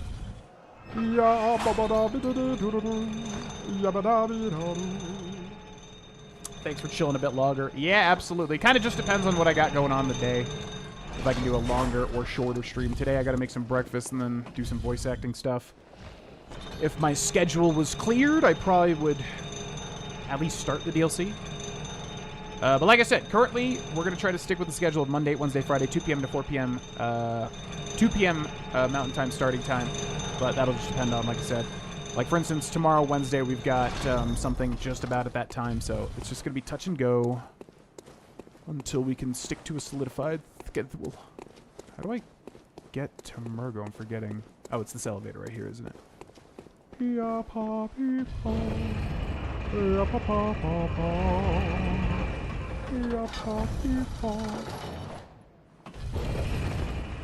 is where we want to be. Yes, yes. Okay.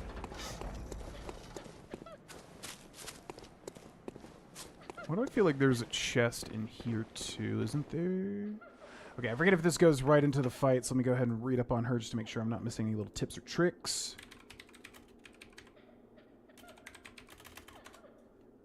Murgo's wet nurse. When health drops below 70%, phase 2 initiates, but only becomes more aggressive during the Nightmare Veil. Do not fear her flurry attack when she swings all of her blades. It may seem intimidating, but if you can run around to her back, she can only hit you a couple of times. Yep. Yeah, that's the big punish. At an unknown trigger, the nurse will create a purple fog that engulfs the area. A clone will appear and perform an attack every time the real nurse attacks. After about a minute, this fog will dissipate, as will the clone.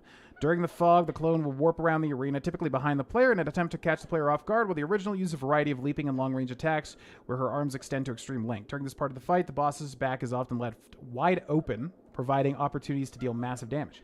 The clone can be destroyed by just a single attack. If you're using a fast weapon, you can destroy it before it can attack and go back to the real nurse to get an easy damage. When the purple fog appears, lock onto the original nurse and evade counterclockwise. She will always teleport to the player's left side and won't be able to keep up. During subsequent fog phases, both the nurse and the clone will teleport to the player's right as they run counterclockwise. Strategy works perfectly, though, with the occasional jump roll added when moving. Possible to prevent the purple fog if you can stagger her while she's casting it. Oh. Possible to prevent the purple fog by dodging it as it registers as an AoE attack? What? Oh, that's weird.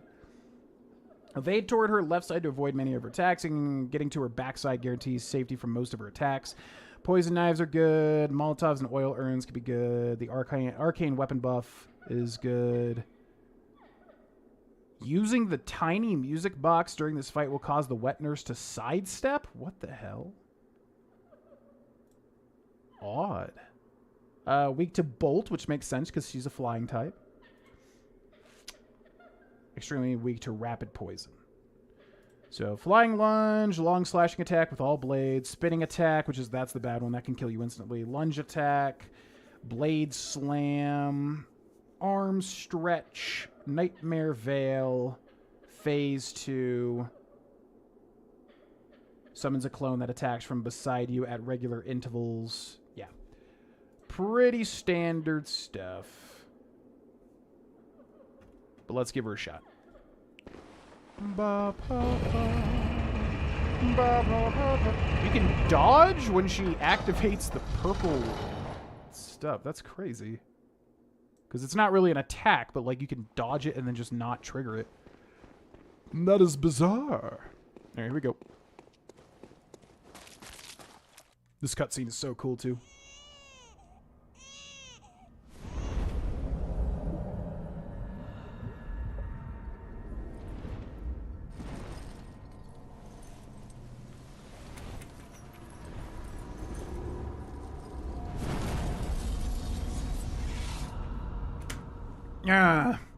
I see you are a fan of anime as well. Okay, let's go, big bird. Little sidestep. That's a big old twirl. We're gonna run in and hit her here. Do some big old slash when you get around her. And attack if you can. Whoa! Jeff Stewart, thank you so much for the 5 gifted memberships. That came out of nowhere. Oh my gosh, thank you. Jeff.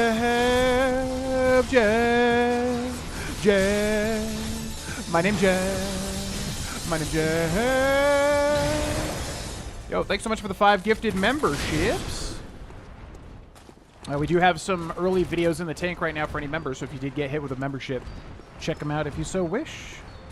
Emotes. There's like 5 or 6 different perks. Main one is the early videos, though.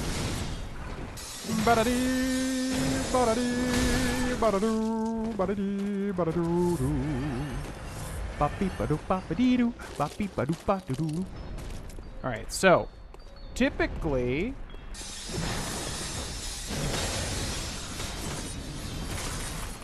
okay, this is a pretty slow fight thus far. Let's try to get behind her here. Now, I wonder if, yeah, when she does the purple thing, I want to see if I can stagger her out of it. I've never done that before.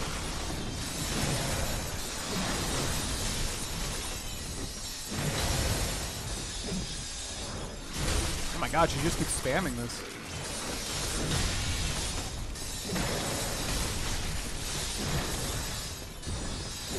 Okay, when's she doing the purple? So right here.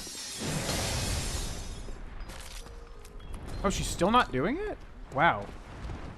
What are you doing? Okay, big old slash. Big old swipe. Are you gonna do some? Okay, right here, right? Yeah, okay. So she's gonna do that, and now she's gonna have this one pop out, so we just wanna walk around the thing. Just like this, no big deal. What's up, Spirit? Welcome in. So apparently you can, like, deal damage to this, and it'll make something happen, but you can also just walk around it. Maybe we can get a hit on it. So, like, right here. So that dissipates the clone, and then it doesn't... No, but it still attacks. Okay, so whatever.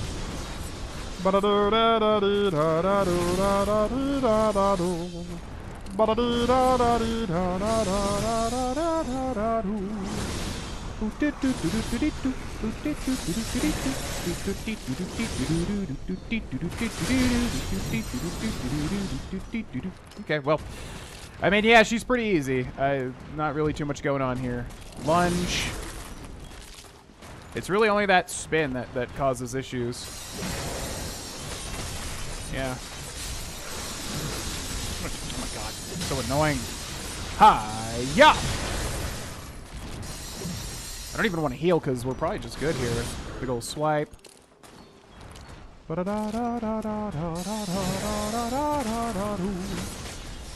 Shoot her in the face here. Brah! Brah! Brah! Brah!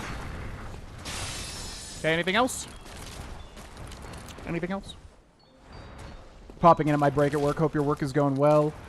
Thank you again, Jeff Stewart 821 for the 5 gifted Grovana memberships, landing on Freddy Raven or Freddy R2X9N, Leo Cooper MMA, Frankie Donuts. Hey, it's Frankie Donuts. Hey, Frankie Donuts, get out of here.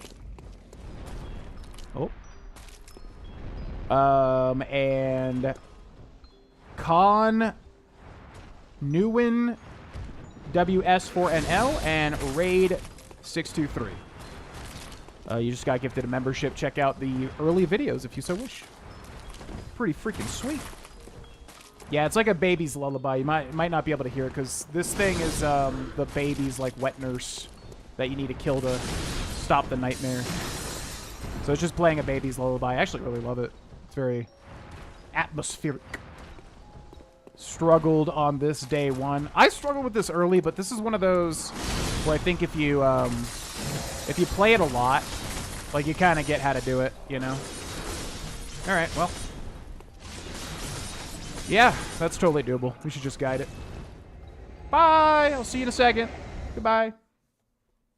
Okay, so because of that sub-bomb, I don't know if we're going to do a beam for every sub-bomb, but we'll do it here. We'll rapid fire them. Thanks again for that sub-bomb. Yeah, let's rapid fire these. So that's going to be, I think, Peach / Barf. We've so far had good luck today, so I think our luck is about to run out. So this is going to taste like Peach or Barf. And I guarantee you, our number is up, so it's going to be Barf. Yep. Oh, God. I really can't stand that. I really can't stand that.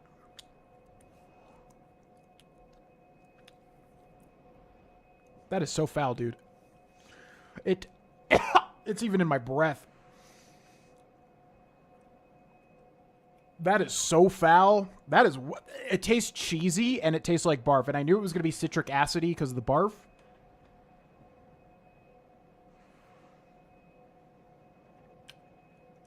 That is so nasty. It tastes like citric acid with cheese. Disgusting. What's up, Low Country Grace? What's up, Mr. Nailhead? Welcome in. I mean, we have these. We bought them for Maverett, so we might as well do it. So, I don't know if I'm going to do... What's up, Polly the Noob? Yo, it's Polly the Noob. Hey! Hey, Frankie Donuts. You ever meet Polly the Noob? I don't know if we're going to do, like, 5 of these every sub-bomb, because, honestly, if they're all disgusting, it's really bad, but we'll do it for this one at least.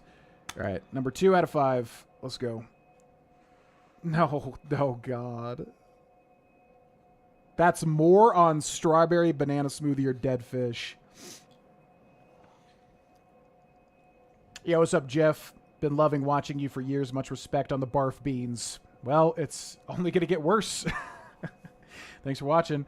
I don't even know if I have... This one was bad. We had this one yesterday, and it was terrible, dude. Yep, it's this one. It's the yellow and pink one. All right, if this is dead fish... Please. We had the dead fish yesterday. It was genuinely horrible. What even is that?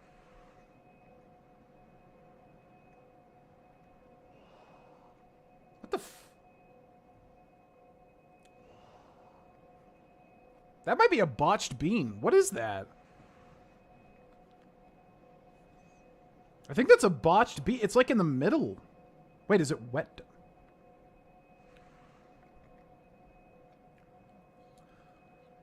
I have never experienced that before. That's like in the middle. It was peppery, but it was also sweet and somewhat pleasant. Not good, because it's weird. I'm confused as hell. That should have been strawberry banana smoothie or dead fish, I do believe. The only other thing that would be close would be top banana or wet dog. I can't even tell you. It's like peppery, but otherwise it tastes like a normal jelly bean. What was that? I have no idea. I genuinely don't even know. Botched bean. Cooking a grilled cheese. Well, hopefully we get good ones from here on out. We got 3 more. Let's see what we get. Why always the barf? No, that one was on old bandage. So let's switch it again here. Come on, man. Come on, man. Peach or barf. Okay, that was flat out on peach or barf. I'll mix these beans around real quick. All right, come on. Come on. If it's peach, it's going to taste delightful. The jelly beans that are good taste so good.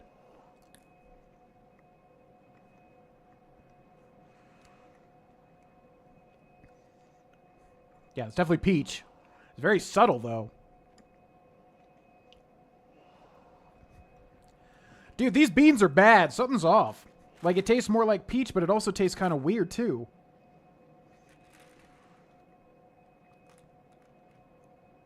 Do these have, like, a shelf date? I never would have thought that. The last 2 have honestly been, like, right in the middle. I really can't even tell. It's, like, somewhat pleasant, but also somewhat bad. Yeah, there's in a lot of Asian countries. I think, like, Chinese cuisine and also Japanese and maybe even Korean. Yeah, there's a lot of, like, really horrendous eat fish while they're still alive, or, like, boil them in their own acids, or, like... There's a lot of really horrific dishes I have seen. Which, respect to the cultures, I guess, but also that's just kind of horrible. Like dancing shrimps or whatever, where you're like boiling them in alcohol or something.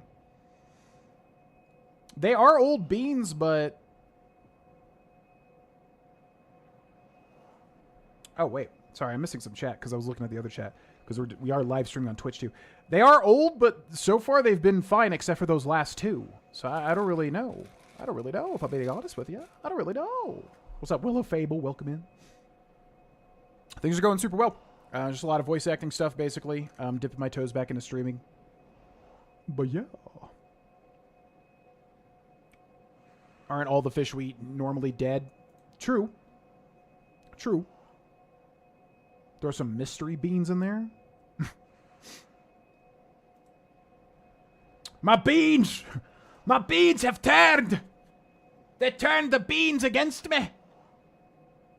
We absolutely hope you've been well, Willow. Okay, 2 more to go. Let's see if we get normal beans. I need to get a flavor. It keeps, like, landing in the same spot. I need it to land somewhere where we haven't seen... Yeah, see, again. Juicy pear or booger. All right. Juicy pear or booger. Yeah. Actually, this one's not bad, though. The booger, honestly, is one of the most benign ones. It honestly just tastes like fresh cut grass. I think they straight up use the grass ones and, like, repurpose them for booger. If you get your head out of the booger element, it's really not bad. I don't even mind it. That's perfectly fine. All right, 1 more to go. 1 more to go. Come on. Come on. Bro. Big... It does not want to do it. Oh, Jesus Christ. Please no. Cappuccino or liver or onions. Can't really see it. Cappuccino or liver or onions. Gotta be the brown one, right? Alright, this one's genuinely horrible too. I remember the onion flavor. It's extremely pronounced, and I hate it. So, if you would like to end me on a nice one, that'd be nice. I'd appreciate that. I've been a good boy. Please no liver or onions. It's genuinely horrible.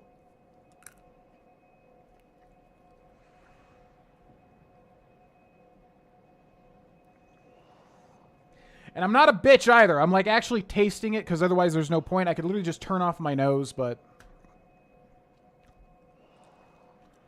That one's not as bad as I remembered. It's still bad because it's a sweet liver and onions. A lot of these would be fine if they weren't sweet. That's really the problem, is that they're sweet on top of being disgusting.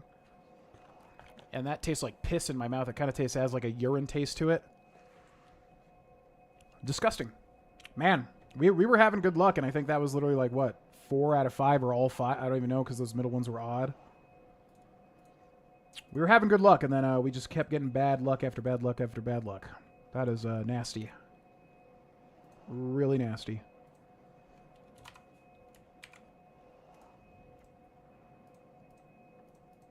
Disgusting. Ugh. Ugh.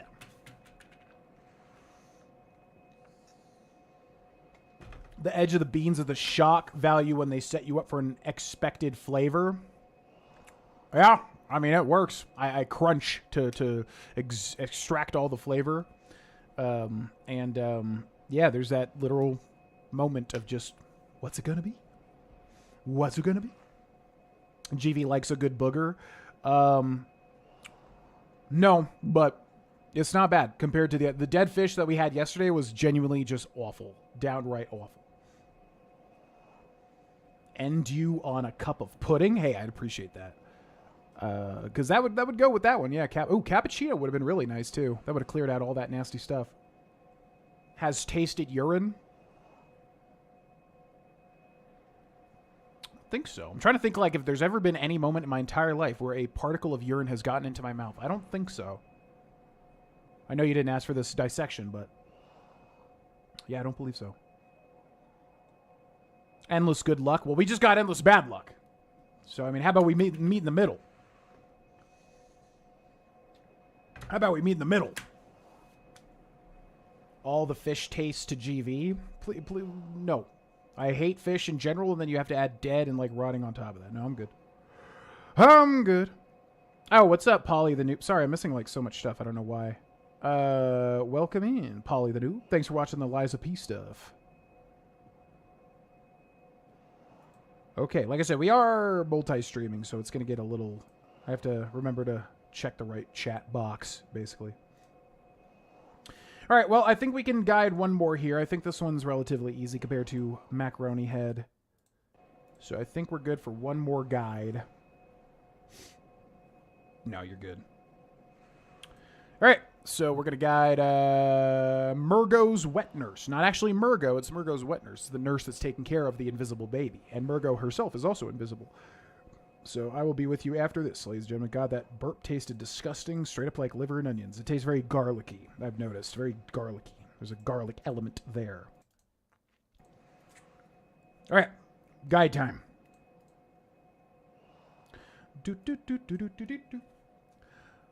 1, 2, 3, exit.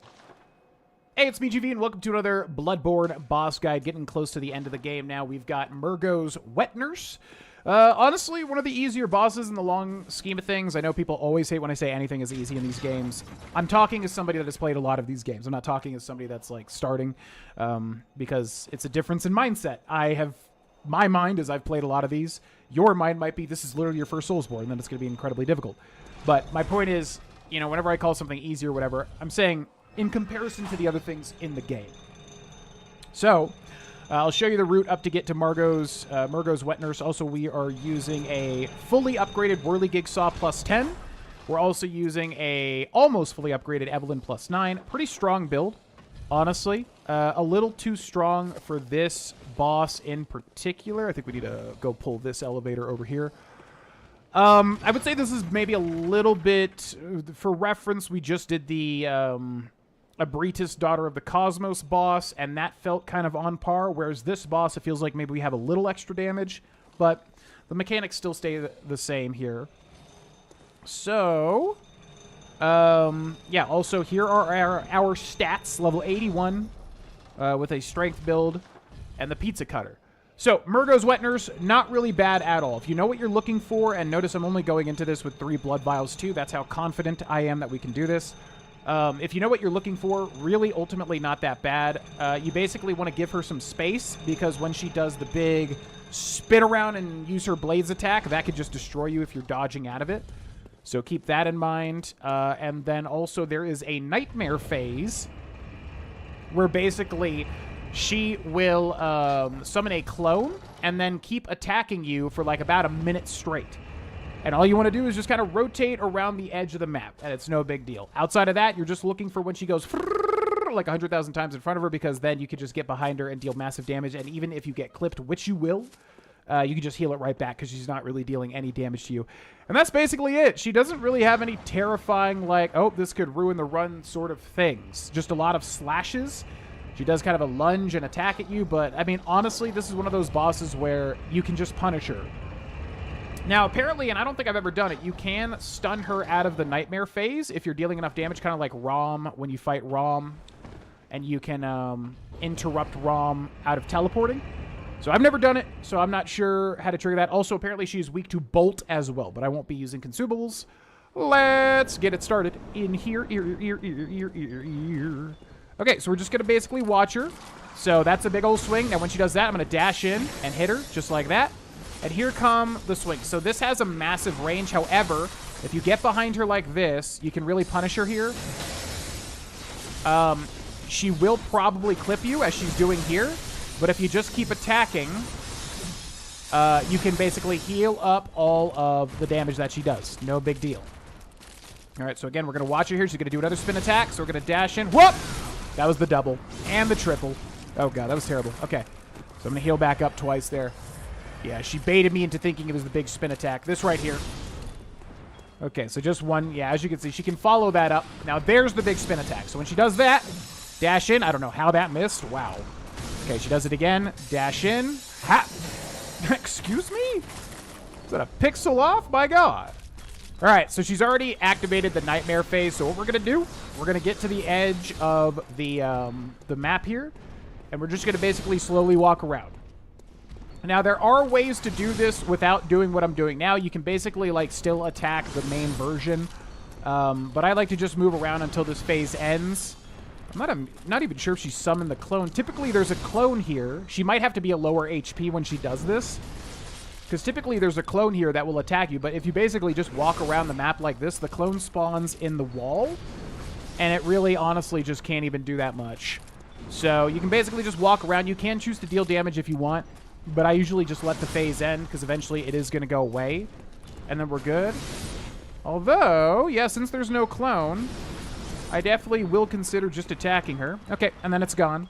So once again, let's get closer and see what she does. So big spin attack. Gonna wait. Gonna dodge in and attack her just like that. Back up. She's doing this, so I'm gonna try to get behind her. A lot of the time, she'll link this attack back to back to back. So as you can see here, she's doing it 3 times in a row. So time to punish her quite a bit there. Just watching her. There's the big spin. Again, she can follow that up 2 more times, though. Not the big spin, just the spin. Big slam down attack. We can punish her here, just like that. Back up a little bit. Another swipe. Okay, just watching her. 1, 2. She didn't go for the 3rd that time. Okay, big slam down, so going to dash in. Attack her there. Back up. Here comes the flurry, which you always want to see, because the flurry is extremely easy to punish. But unfortunately, she backed up just in time. Okay, when she does that, she's just disappearing and reappearing. So we're just looking around to see where she is. There she is. And dash into that. Hit her once. So a lot of this, as you can see, you're basically just waiting for her to finish. Dash in and attack her. We're going to dash in again. Attack her here. Beautiful. And back up. So there's the big spin attack. That is what you want to avoid at all costs. If you do not avoid that attack, you will take massive damage. I'm going to try to time a jump attack here. Beautiful. Okay, roll. Nice. Okay, going to hit her once again. Now, when she tries to do the nightmare phase again, I am going to try to interrupt her because we've dealt a lot of damage. So spin 1, spin 2. She can do it a 3rd time, so I'm waiting to see. Nope. All right, and roll through that. Attack her again. Beautiful. Okay, and roll through that. R2. How did that miss? Whatever. Okay, so I'm going to try to time a jump attack here. Let's see if she follows it up one more time. Yeah, so jump attack here. Bam! Just like that. All right, she's disappearing again, so I'm looking for where she is. There she is. And I'm going to see if she tries to do the thing. Big spin attack. Dash in. Hit her once. How are those whiffing? Man. Dash in. R2. Bam. Okay. And dash in. R2. Bam. Okay, let's get away from her. Okay, so here comes the nightmare. Gonna try to stagger her out of it. Probably not gonna work. No. All right, so we gotta get away, and now she's definitely gonna summon the clone. Yep. So, basically what you don't want to do is freak out. Just literally walk on the outer edges just like this and react. So right here, I can see her, so I'm just rolling the swipe. Right here, I can see her, so I'm just rolling that. This is all we're doing. Gonna just roll into her. We're not gonna freak out. We're very calm. And I'm just rolling into any attacks that the clone does. Now the camera's caught behind the other one because the game knows that I'm guiding, so it's gonna do some weird stuff. Okay. So, again, just kind of rolling. You can kill the clone in one hit, by the way, but it doesn't really seem to do much because it will just come back, I believe. Okay, dodge towards me. No big deal. We're just running out the clock. Gonna roll that. Okay, gonna roll that. Okay, and we're good. All right. So now, what else you got? What else do you got? Big old swipe. All right, we'll see if she does it 3 times. That's 2. Will she do it a 3rd? Nope. She does the lunge, which, man, I never see that attack. Wow, that's, like, super rare. All right, come on. Let's go. Come on. Okay, disappearing. So we're just looking around until she reappears, and we're going to relock onto her. There she is. All right. Do an attack. Come on. Show the people an attack. Okay, we'll see if she follows it up one more time. Then I'm going to time a jumping attack. Yep. And jump attack now. Bam. Beautiful. Okay. Roll into that. R1. Bam. Okay. 1. 2. Okay, didn't do the 3rd. So you have to wait for the 3rd to know if I can go in on her or not. Okay, and roll through that. R2. Bam. Big hit. All right, and roll through that. R2. Bam. Okay, let's back up a little bit. So you can shoot her here too, by the way. Does she do it a 3rd time? No 3rd time. Okay. Dash through that. R1. Beautiful. Getting close here. Oh, she's doing the nightmare. Should have hit her here, but oh well. I'm going to hit her twice, but I'm not going to... I'm going to try to go for it. Yeah, there we go. Beautiful. I didn't want to sit through that whole thing again. Sitting through that gets really old. Okay. And then the baby Murgo is dying here. You're killing the baby, thus killing the nightmare. That's what's going on here, because you might be wondering, like, what's happening? The baby is deaded. Nightmare slain. All right. And we get the other 1/3 of the umbilical cord. By the way, if you don't know, you need to consume 3 of these. There's 4 in the game. You need to consume 3 of these to get the true ending. Before the end of the game, you have to consume 3 of these, if you did not know. All right, so there you go. That's Murgo's Wet Nurse. Honestly, as far as this game goes, much easier of a boss than a lot of the other stuff. Again, you can kind of just wait, react, wait, react, wait, react. Tons of punishable stuff, and then when she does the nightmare thing, honestly, it needs a buff, because really, like I said, you just kind of walk in the circle, and, yeah, wait it out. And you can attack her during that time, too. That's just kind of what I always do, but there you go. Hope this guide helped. Thanks so much for watching. Subscribe for more, and I'll see you next time. Bye!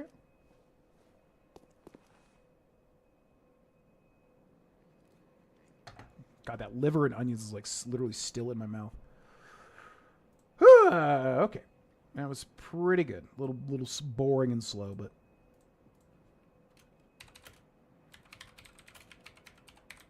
pretty good. Pretty good. I seriously cannot get that taste of garlic and liver and onions out of my mouth.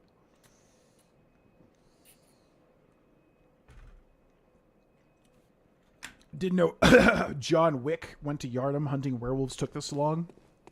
Or took his dog. Hey, I'm sure there's some roleplay of John Wick in Bloodborne. Actually, you can do it too because you got the guns, huh? I've never actually seen a John Wick. Don't kill me, please. Does anyone in chat know if alerts are off while he's doing this guide? Leaving soon and going to drop some more subs, but didn't want to mess his recording up. Oh, you're good. I used to turn off alerts. I think I can now again, funnily enough, now that I activated multi-streaming. Before, when we were just doing YouTube, I could not. But now I think I can. I just forgot to. So, yeah, it would have triggered, but no big deal. As long as my commentary gets through, that's really all that matters. Okay, light lamp. And then I think we're good. We'll interact with that lamp. I gotta remember to start the DLC, though. In fact, I should just go there now. Yeah, because it doesn't really matter. Because we're going to get a cutscene as soon as we activate this. Let's go. GG.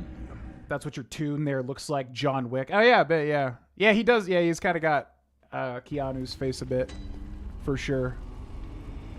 All right, so now this is on fire. Everything's gone to shit. This is the end of the game. You can basically just fight now the final boss. However, we've got to do the DLC. So I don't really want to talk to anybody just yet because it might trigger some stuff, and I don't want to do that. So we're going to run over here, repair weapons, blood gem fortification, whirly gig saw. We'll see if we got... I don't think we got any new whatevers, right? No. No. No. We can get a blood rock, but we need a lot more insight. Yeah, because you need like 60 insight to get it. So I don't think there's really anything else to do. So yeah, let's level up real quick. Yeah, what up, madam? Good hunter, you have come. Dawn will soon break. This night and this dream will end. Gammon awaits you at the foot of the great tree. Garamon. So yeah, it turns out Garamon is like the final boss. However, if you consume the 3 umbilical cords before fighting Garamon, there is a boss after Garamon. So again, if you want to fight all the bosses, you have to make sure to consume 3 1/3 of umbilical cord. FYI. Very well, let me...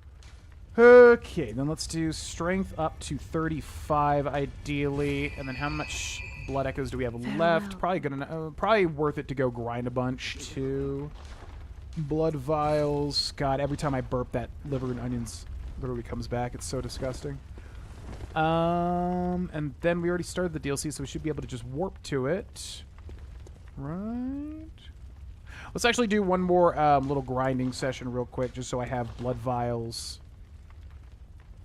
I think you're better off doing the pigs, right? So if we go to Wet Nurse's Murgo's Loft Middle, I think that'll work. Audio Spirit, yeah, we'll be ending here pretty soon. I just want to get some blood vials so that next time we don't gotta grind. I'll be seeing Nick. Saint Nick for Christmas is what I meant by that.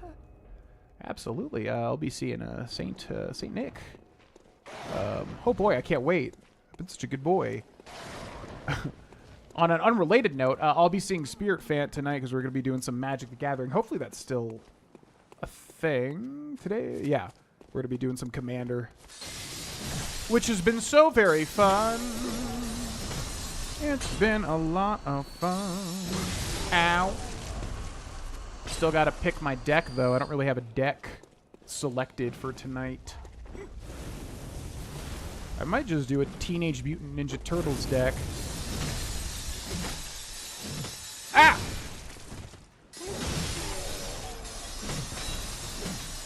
Because the way that we play, I think the Teenage Mutant Ninja Turtles cards are already out. Like, digitally with the tabletop simulator is what we do. But they're not out yet in the actual wild. Ha! Yeah! Give me that big old butt. Give me that big old butt. There we go. Yeah, this cannot be better than the other way. Because we only get 2 blood vials there.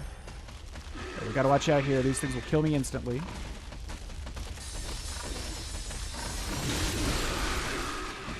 Hold on, hold on. Oh my god!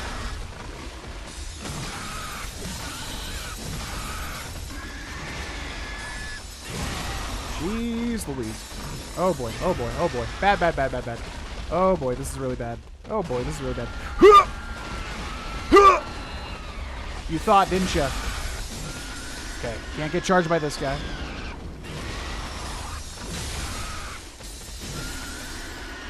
Peace. Oh. Okay, that was scary. Whew. Looks like my ex. Beautiful woman. Beautiful. I sound like Christopher Walken. Beautiful woman there.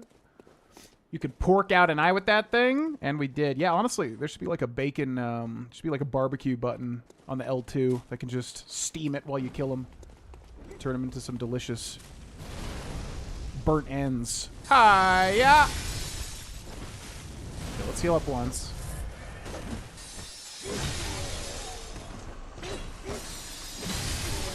These guys not drop blood vial. So, oh, this is just like blood echo grinding, I think. Not so good for blood vial grinding, but that's fine. Hello, gentlemen. I'll be killing you now. Oh, you little punk. You kept him alive. But I have a +9 Evelyn, just so you know. Bam. Ha ha ha. Now you feel lucky, punk? Bam.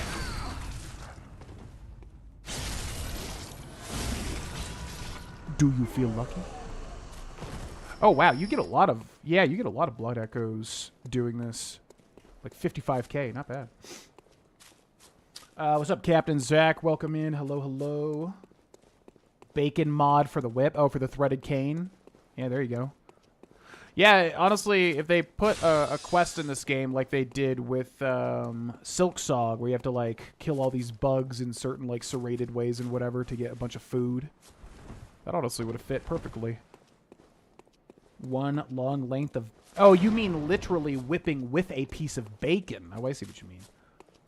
Yeah, I don't know flavor-wise. I mean, flavor-wise, it would taste delicious, but I'm saying flavor-wise for the game, I don't know if that would fit, but, you know, why not dream? Whee! All right. One last thing before we end the stream. We're just going to go to the Great Bridge, and we're going to kill those giants just to top off our blood vials. So that way we are stocked up for the DLC, which is going to be a nightmare.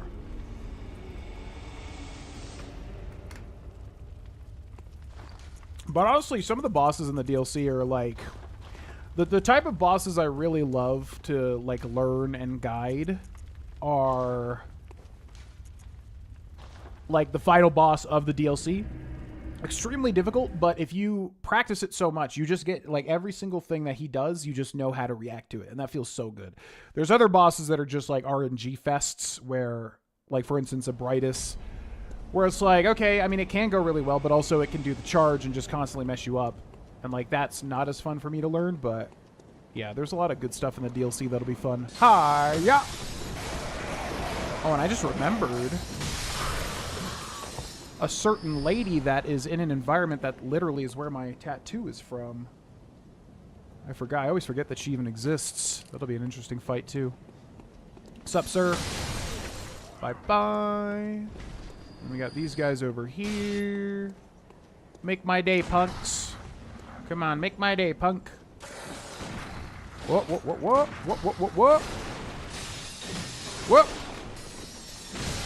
Nope. Nice jump. Bang. Bang. Yeah, so I think if you're farming blood vials specifically, this is the best part in the entire game to do it. Although I just realized you can just do the thing we just did and then just literally buy even more blood vials. So it doesn't really matter. If you're late game, it's probably better to just do the pigs. But if you're early game, this place is good too. You can get a lot of blood vials this way. Also Quicksilver bullets too. From this guy here. Hi-ya! Thank you. An old man in a wheelchair should not be having Quicksilver bullets. No, no, no. You could purchase some vials. Yeah, exactly. Yep. Yep. Yep, buying the vials. I just didn't even think about it. All right, what's up? Come on. Hit me. Whoop. Nope. All right, come on. Hit me. Do it. Whoop. He did hit me. I'll give him that. I'll give him that. All right, ladies and gentlemen, we're going to end this stream here now. Yeah, so first day we're multi-streaming back on Twitch, which I really like. I looked into it this time around. I was like, okay, is there any positive, negative, whatever to multi-streaming? For me, it's kind of... I would like to focus on one platform, but everything I constantly see is like, no, there's literally no downside. You might as well just multi-stream. It's what everybody does. So we grew a Twitch platform way back in the day, and then also YouTube was more recent. So yeah, we're going to stream on YouTube and Twitch. I don't have any plans to stream anywhere else outside of that. There is like TikTok and Twitter and whatever, but at some point it's like, who cares? I mean, to me, it's like we had an audience on Twitch. We have an audience on YouTube.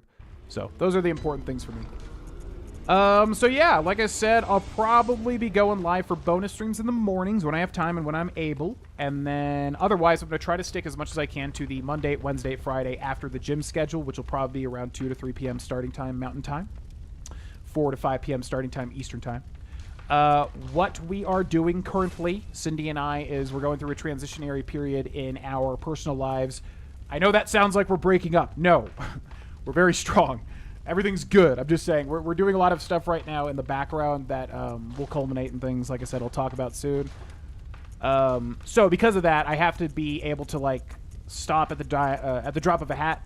Again, for instance, Wednesday we have something that we got to be out of this house around the starting time of the stream. So what I'm saying here is bear with me. Like I said, for the next like 1 to 2 months. After that, we should have a Dynamite schedule that we can actually stick to forever.